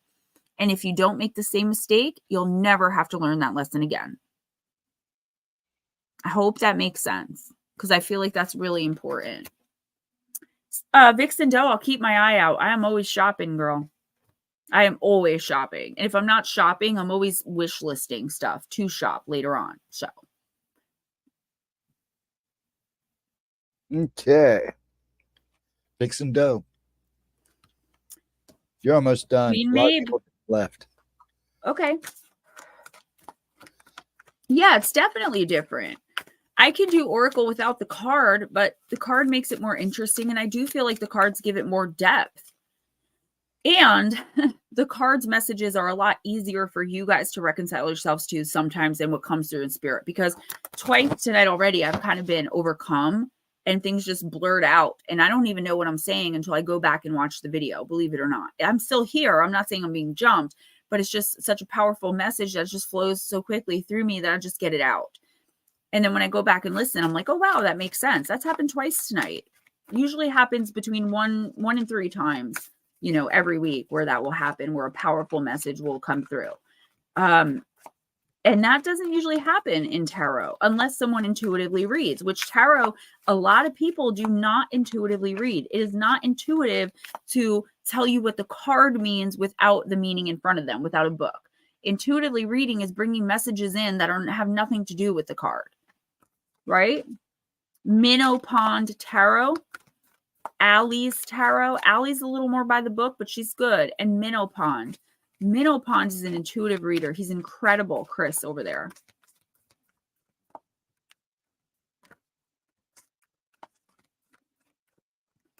All right, Miss Vixendo. Decorating my bedroom with acorns and mistletoe. Oh, I got to think of a Christmas or a fall, actually, because not Christmas yet. A fall project with RJ. Maybe painting acorns. Not acorns. Yeah, acorns. All right. Listen to the moon, Miss Vixendo. My bangs are all messed up. Oh my gosh. I'm so 80s. Card number 5.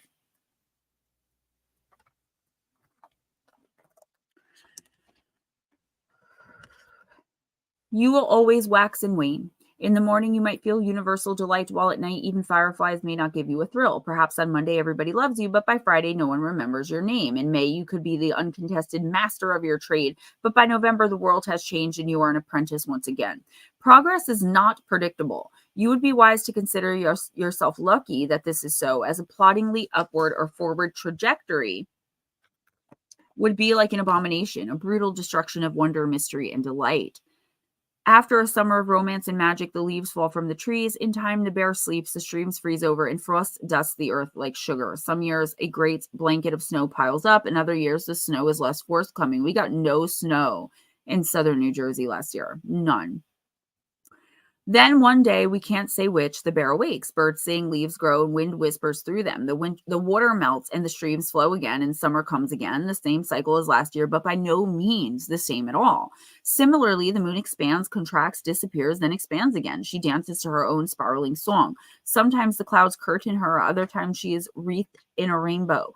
From earth, we never see her far side. She never reveals all. She keeps her own counsel. She is always an enigma. And yet, when you get very quiet, you will hear her whisper. You'll hear her bid you rest when you are tired and dance when you are wound up. She will urge you to show your face when feeling social and to hide it when you're shy. She will assure you that whatever you feel, wonderful or terrible or anywhere in between, the feeling will certainly pass and transform into something else. She will speak to you of ancient magic, and if you need them, she will tell you how to cast the spells that will restore delight, reawaken dormant wisdom, and revive a frozen heart. She will declare to you that no paths are straight, all paths are crooked and double back on themselves. She will also remind you that true success and authentic riches dwell within your own unique experience and have nothing to do with how other people measure or perceive you. Listen to the moon. And I just want to say, not for any particular reason, but Vixendo and so many of you guys will get this. Not everybody, but some. Listen to the moon. There is a name that means belonging to the moon and moon goddess. So, listen, okay? Vixendo, this card is telling you that, like, you may be a little bit lost right now, but you're not lost spiritually. Mentally, you could be wondering what's next. It's kind of like what I said to Chris. It's like, okay, I know that I'm learning lessons. I know that it's going to be painful, but I know that something good's going to come. But what this card is saying is you're still allowing other people, or maybe your perception of others, like you're worried about this person's going to think this. You may not realize it, but it's like stuff that's been ingrained in you. You know, you were taught not to be unkind, maybe, or that like anger is, you know, bad manners. I know that's what I was taught, that like, if you're upset and you start crying, it's embarrassing. Stop it. If you get angry and you rage for good reason, you can't do that. That's bad manners. Those types of things I think are stirring in you because you're starting to become your own person again. You're starting to really not care what others are thinking. I feel like that could be messing you up. There's something here that you're learning and that you love learning and that you feel powerful and comfortable in this space, but there's still a part of you that's thinking back to what was ingrained in you and thinking, is this right? You know, should I be feeling this way? Yes. However you're feeling is how you should be feeling. You don't ever question how you feel. You are beautiful. You are powerful. I feel like you're accomplishing something. I don't know what it is, but it's like something you've been working towards and wanting to do a little step by step by step. And you knew you were going to accomplish it every step of the way. You may not have known how you were going to get there, but you knew you were going to get there. And I feel like this is the universe saying, well, you've made it. Whatever it is that you've been waiting for is coming in the next week or two, perhaps as long as a month. But I do see like the next week or two, this opportunity, even if it's like self-given opportunity, this doesn't make sense to me, but I hope it makes sense to you. Where like, you're like, I finally am here and I'm not going back. And you're just sitting there on your throne of power, not looking down at anyone, but just being like, no, like, F you, you can't have in. I may be able to trust you. Like, you can pick and choose now who you allow into your life and feel comfortable in it. I hope, Vixen Doe, that this makes sense to you. And if it doesn't, you know, in the next week or two, it will. You have made it. This is at least one journey that has finally come, like it's crested. You are not crusted, crested, and you are in your power. So you have the ability right now to basically have whatever you want. You just have to reach out and take it. You have to see it for yourself and put the effort and action behind it. The universe is handing it to you on a silver platter, honey.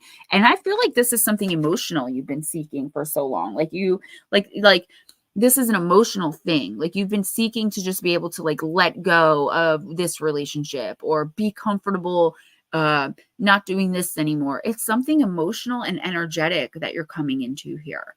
And it's powerful and it's strong. And it's going to put you in the perfect position to move on and very quickly accomplish other things. I hope that makes sense. Sailor of the Moon. Forest Friend is next. Then Long Island. Then Nut Slap. Then Black Dragon. Then KC. Forest Friends, I'm going to use Wishcraft. Huh? What you said? He takes me so seriously. I can't. Oh, I don't. You just think I did. So you don't? Actually, no, I don't. Am I a joke to you? Am I a clown? Yeah. I love you anyways. I love you too. Vixen Doe said, thank you, Gemma. Years ago, I had a dream that I talked to an entity sitting under a dolmen. A while later, I was gifted a book that had an illustration that gave affirmation of the dream. Gemma, I was trying to channel my feelings to you, and I felt we were connected in that moment when you did my reading. I felt I just wanted to talk to you as a friend, and you spoke to my heart and soul. Raymond, you can email me. If you're in the United States, we can text. I mean, I have no problem with that. I do that. It's my personal number. I probably shouldn't, and eventually I won't be able to, but right now I can. So, you know, I'm here. I'm not always here in the instant that you guys text me, but I do get back. Sometimes I lose messages, which is very frustrating, but I'm here and I'm trying to be the best me I can for you guys. Forest Friend. Now, the thing with the Wishcraft Oracle is these are tiny little charms, little rituals that y'all can do, but they also come with a message. So Raymond's been coming in for a little bit now. But very, like I said, normally very upbeat. Hey, listen, if you're hearing someone say New Jersey, you've gone too far. You're in Long Island, right? LIBF. Cindy, I was just saying there is a name that means belonging to the moon and moon goddess. And there you are, because it is indeed the name Cynthia, but some people are only named Cindy, not Cynthia. So that also goes to the name Cindy. Picture of a druid sitting in the dolmen. I am embracing the druid teachings, which is why I'm using acorns and mistletoe. Vixen Doe, that's great. That is the position of power I'm seeing you in, the spiritual power please keep going with that. That is the right path for you. I'm sure you know that already, but that's from the universe saying like, hey, yes, you got this. This is your charted path. That's a big message. You're on your path now that you charted for you. Don't let anyone deter you or pull you off. Welcome back, Miss Cindy. Okay, so Forest Friend, you got create a spiral. Those aren't the droids you're looking for. She said druids. I love you guys. I am flowing with the seasons. Forest Friend, making a magic spiral is a great wishcraft thing to do, especially in autumn or spring as it celebrates the change of seasons. Gather stones, shells, sticks, and leaves and make a spiral shape as large as you'd like to. Put an object you really like in the center of the spiral. Starting from the outside, walk the spiral slowly and make your wishes as you go. Once you get to the middle, collect your object as a reward. Be happy in knowing as you walk out that your wishcraft has begun to work. You can definitely do this, okay? But what I'm actually getting is like, get back to nature, reground, connect to the earth. And I feel like there's something you're looking for here that you're going to find out there with reconnection. Now, the nature doesn't have to mean the woods. Nature could be the ocean. Nature could be the flippin' oak tree in your backyard. I don't know, like get your feet in the dirt. There are answers. There's some kind of like journey, Forest Friend, and your name's Forest Friend, you know, for a reason. There's this journey that you're on, and I feel like you are deeply connected, but I don't know if it's been a while or what's going on, but the universe is calling you back into the woods or into the earth. There's definitely something you're going to discover, and I don't feel like it's like you're going to find something. Like, ooh, I found a diamond. You know, it's something, it's self-discovery. You're on this journey of self-discovery, as most of us are, but there's something very important coming in for you in the next week or two, but you need to be alone, and you need to be in your own safe space, preferably out in nature. The universe is talking to you, Forest Friend. The problem is there's so much noise, you know, even if it's completely quiet. Do you know what I'm talking about? Like how you can feel alone in a room full of people. This requires you to be alone. You don't even have to be in a meditative state, though. I don't understand this one either. I don't know. Goodens Auto, welcome. Andrew and Gnomes, if you want to do that, I will literally send you the pink wig. I will send you one if you would film yourself doing that. He probably would too. He said I should buy Gemma's pink wig and wear it when driving. So listen, that wig, I got it for like $6 because they gave me a sale. It's like 12 and change on Temu. Get it. I'll send you the link. Please do it and film yourself. Forest Friend, yeah, I hope you understand that. It's like there's something calling you back out into the world. I don't know if you've isolated yourself to a certain degree where it's like now it's becoming unhealthy, but I'm seeing like push, like the wind, like twisting and pushing you out, which is spiritual connection to the earth. Finding labyrinths are a hobby of yours. Nice. Welcome back, Sunny. I don't know who's next. I said Long Island's next. Oh, Long Island. I thought you said who's next. I was like, I don't know. Well, who is next? I don't know.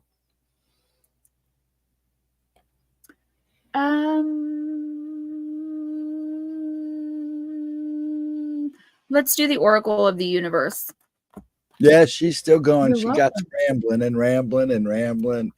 I had to miss last week. I know. I had to miss last week. And she missed everybody. I went to Para Unity. I did. We went to Para Unity. It was so much fun. Oh my gosh. I can't wait to speak there next year. I got invited to speak at a haunted bed and breakfast near Gettysburg in July. They're going to do the Gettysburg reenactment. Oh, yeah. Long Island Bigfoot says, please consider becoming a member on this channel for upcoming exclusive content. Yeah, I think I'm going to do the cursed movies. It's going to be the first member stuff. Special shorts just for members because I have the time now. I can definitely do it. And you guys have no idea how much those memberships are helping me right now. All right. Long Island Bigfoot.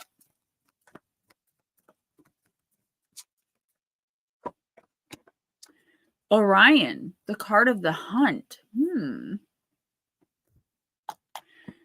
Okay, card number 17, which I feel is going to be a good number for you in the next couple weeks. I don't know why I feel that, Long Island Bigfoot, but take it for what it's worth.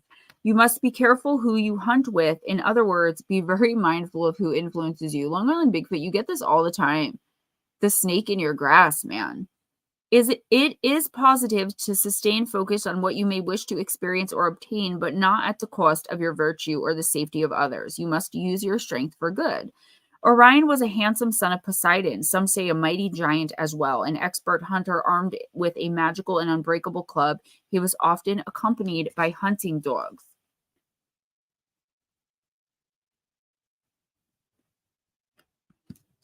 Sorry.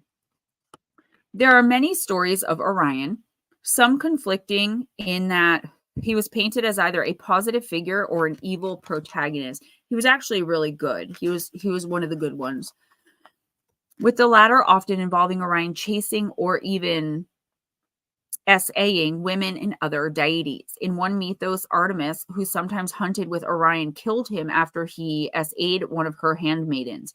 In another mythos, the 7 sisters of the Pleiades were his target until Zeus saved them by placing them in the sky. The Pleiades can be seen still outrunning his attentions in space. He was a womanizer. The story we will focus on here, though, is that of Gaia, the great primordial goddess of Earth, who learned Orion had boasted that he could hunt and kill every animal on Earth. This, of course, could not be tolerated by Gaia, and she sent the fearsome Scorpius to kill Orion. Both Orion and Scorpius were raised to the sky in opposing positions, so only one is visible at a time, and one is always chasing the other. The Orion constellation is one of the brightest and best-known constellations in the night sky. It lies on the celestial equator and contains 2 of the 10 brightest stars, Rigel and Betelgeuse. Yes, you heard that correctly. Betelgeuse. It's spelled differently, Betelgeuse, but it is pronounced Betelgeuse. S-A.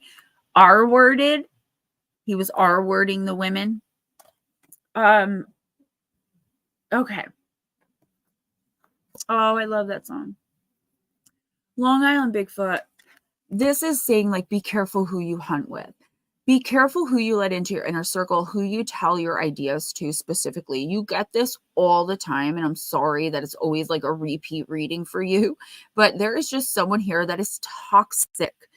And I don't feel like it's professionally. I just feel like this is someone that, like, either like they were once quote unquote on your team. I can't do the little finger quotations. Like but it's like something bad happened. You moved on. They are allegedly moved on, yet still they chase. They can't stand the fact that your attention isn't on them, and they're trying to ruin your reputation. And I don't feel like it's just them. I feel like they have flying monkeys who maybe, I said this to someone very early on, at Lotus, who may be trying to get close to you to try and ruin your reputation or throw you off your game or make you upset when you're feeling good. Be the hunter, be Orion. You're very, you have very masculine energy. You're more than able to just completely and totally ignore this and not let it get to you. But I feel like there's something inside of you that is like, how dare this person, and, screw them, and you want to go back at them. But the message of this card is like, you guys are constantly just going to be going back and forth. This other person is not going to learn anything. They're not going to care about how they're making you feel. They're not going to care about how they're affecting your life unless it's in a negative way. And then they're going to be happy talking to them, yelling at them, arguing with them, trying to reason with them, having a conversation with them. It's just not worth it. It's not going to change anything. It's going to be a constant back and forth for like the rest of your life, or the rest of the time this person is focused on you, without anything ever being accomplished. So isn't it better to hunt by yourself, right? I said go and hunt at the same time. That's why it sounded like the see you next Tuesday. That is not what I said. To hunt by yourself, to basically, really be careful about who you let into your inner world. I feel like you're very guarded. I see a lot of pain on you, and you're working through it, and you're doing amazing, and you're doing great. And sometimes it does build up and get to be too much, but you have to make sure you don't turn back to this person or these people for that comfort. The universe says you are strong, you are capable, you got this. But Stay focused on what is going to serve you. Stay focused in your power. Stay in your role of power. Don't give it away. There's nobody around right now that is worthy of your power in this moment, at least not in physical proximity to you. So keep it.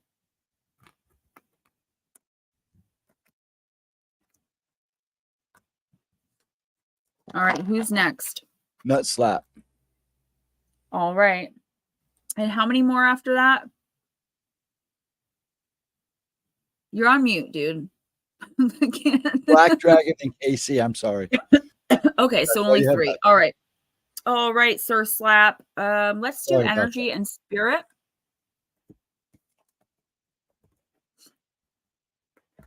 I know my baby's down there waiting to come up and go to bed.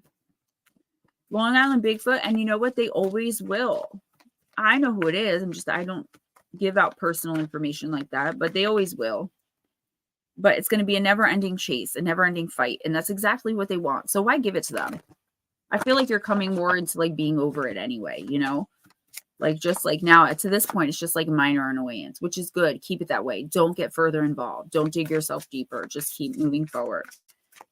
You're doing way better anyway. All right. Slappy, wisdom of the Magi, mental clarity in the upright position. Card number 5.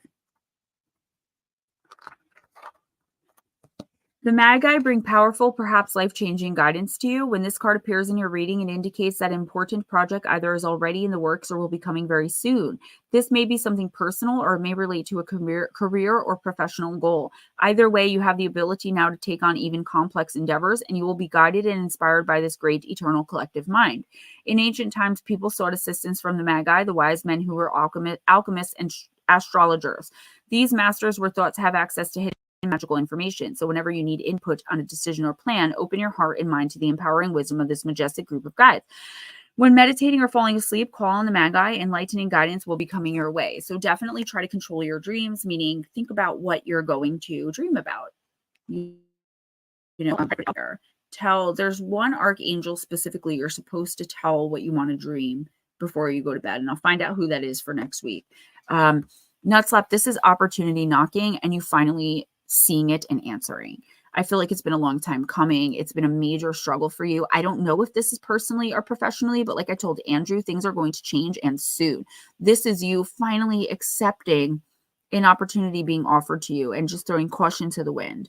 It's like completely unexpected, not something you were even thinking about, and boom, there it is in your face. This is going to take about a month or 2 to come to fruition. What I need you to start doing is focusing on your dreams, your actual dreams when you lay down and go to sleep at night, writing them down. It'll make no sense at first, I'm telling you.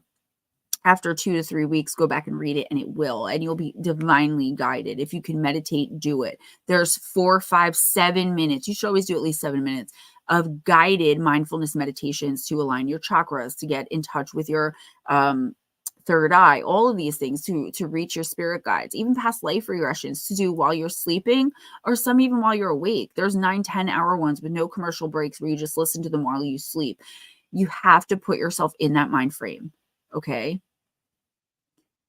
This is a major opportunity. It's going to change your life for the better and forever. It's not something you're expecting or that you're seeing coming. So if it doesn't happen, you're not even going to notice, but I'm telling you, your spirit will notice. This is something that was meant for you. If you let it pass you by again, it may not ever come back around.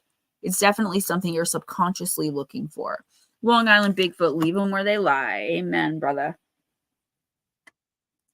All right. Who did you say? Black Dragon? Black Dragon. Black Dragon, let's do dark magic.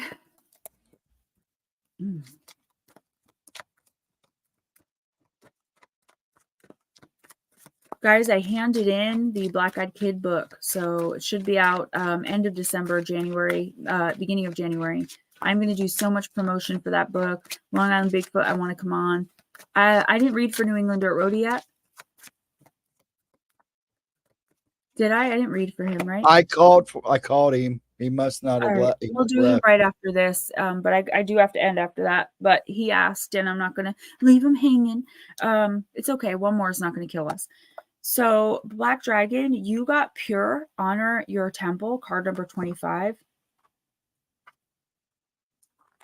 The person in this card is drowning in their own excesses. This echoes the ancient Greek myth in which a youth named Icarus flew too close to the sun with wings made of feathers and wax. The wax melted and he fell into the sea and drowned. The myth has a cautionary message. Don't fly too close to the sun. Similarly, this card offers that now is not the time to take overconfident risks. Know your limits, slow down, and think. By the way, guys, don't forget to donate if you can. PayPal, Cash App. If you've already donated through Super Chats, Super Stickers, PayPal, Cash App, thank you so much. It's also a time to honor the temple of your physical form. Vaping, alcohol, drugs, they can seem thrilling, or it feels important to partake of them to fit in with your peers in the world. But when pure is drawn, the message is that it's time to stop or choose to say no. At this time, your wings are wet and you cannot fly. This card also has a positive side. The person is bathing in the element of water, which feels calm, soothing, and healing. While your emotions can feel overwhelming, like you're drowning in an ocean of them, they're also a potent form of energy. They can take you on new adventures and give you a deeper understanding of the nature of existence. Pure says, honor your temple and you shall know how truly alive you feel. Black Dragon, this is just you standing firm with something that someone is trying to convince you of. You may not have any idea what this is, but in the next week or two, someone is coming in hard to try to convince you to do something that, like, you know, is not for you. I know this sounds like, again, it sounds a little weird. It's like this person wants you to be a part of something with them or do something for them, but you don't want to. And the universe is saying, like, make sure you stand your ground on that, because there's something fishy here. There's something very weird with this request this person is making. It's like, it's something, I don't know if it's something illegal, or like they're just trying to involve you in some drama that has nothing to do with you, but that's going to end up like overtaking your life if you get involved. Like, this just is bad. I'm just seeing like bad, dark, bad. So be careful who you hang out with, who you associate with, and who you let into your energy and your life in the next week or two. I feel like this could be someone who's introduced to you, but I feel like you being you, you're going to immediately know that this person is, you know, like, no. Also be careful who you let in your home, because I do see someone like rummaging through your stuff, and that usually means someone taking something from you. Very specific, oddly specific, but I've been right about this before, so.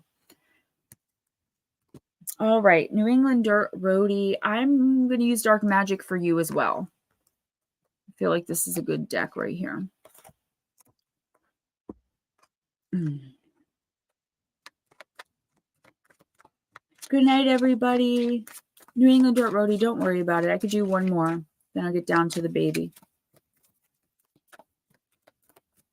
I'm already pulling. It's already pulled. KC, or are you going to hold off on KC? Casey, I can do a personal for. Okay. New England Dirt Roadie, you're good. I'm just talking lower because my throat's hurting and because I think my son's sleeping.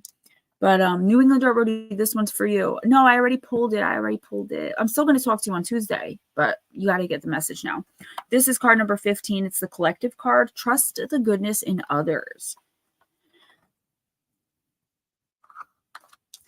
After being told to stand apart and distance ourselves from each other, how do we find our way back together? During the pandemic, enforced social isolation and social distancing created a state of mind that drove people apart. Humans are social and tribal and creative. That is how we have evolved to survive, procreate, and prosper. While this new age of AI and big tech encourages isolation, it's not innate. A baby left untouched, even for a few days, gets sick and could unalive. Collective says it's time to trust your friends again and unite. It says neighbors, but I'm not going to give you that information. Be willing to listen and consider the opinions of people who are different from you. While they may not be your tribe, they're part of the human collective. Give others a chance. In this time of reunification, making conscious collective choices is advantageous. This card is also an invitation to address your attitude and realize how powerful it is in transforming your reality. And that is the message here. Okay? Realizing how powerful your attitude is in transforming your reality.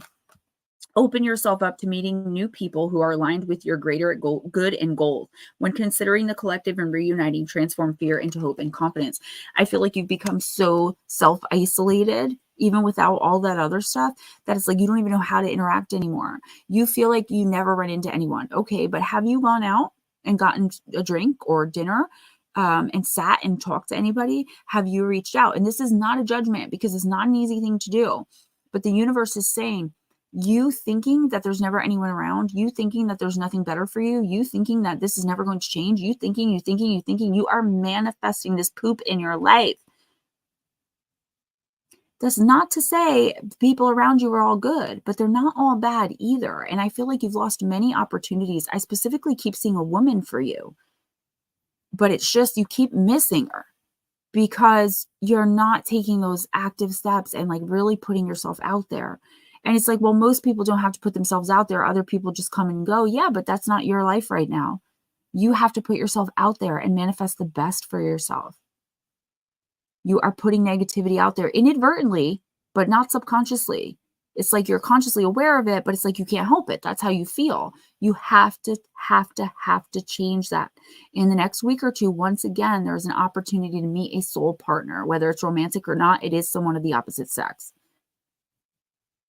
This could also be someone you're introduced to by someone at work or someone you run into, someone you know casually. But this female is going to be really good for your psyche, no matter what you're doing with her, no matter what role she's playing. But she's not going to accidentally knock on your door. You're going to meet her while out somewhere, while conversing with others. And until you're ready to do that, nothing's going to change.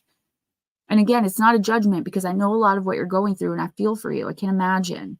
But you have to try to turn it around. And it's going to take longer than one night. All right, guys, I got to get to my baby boy. I love you all so, so much. Long Island Bigfoot, thank you for sharing that. Can't copy the link.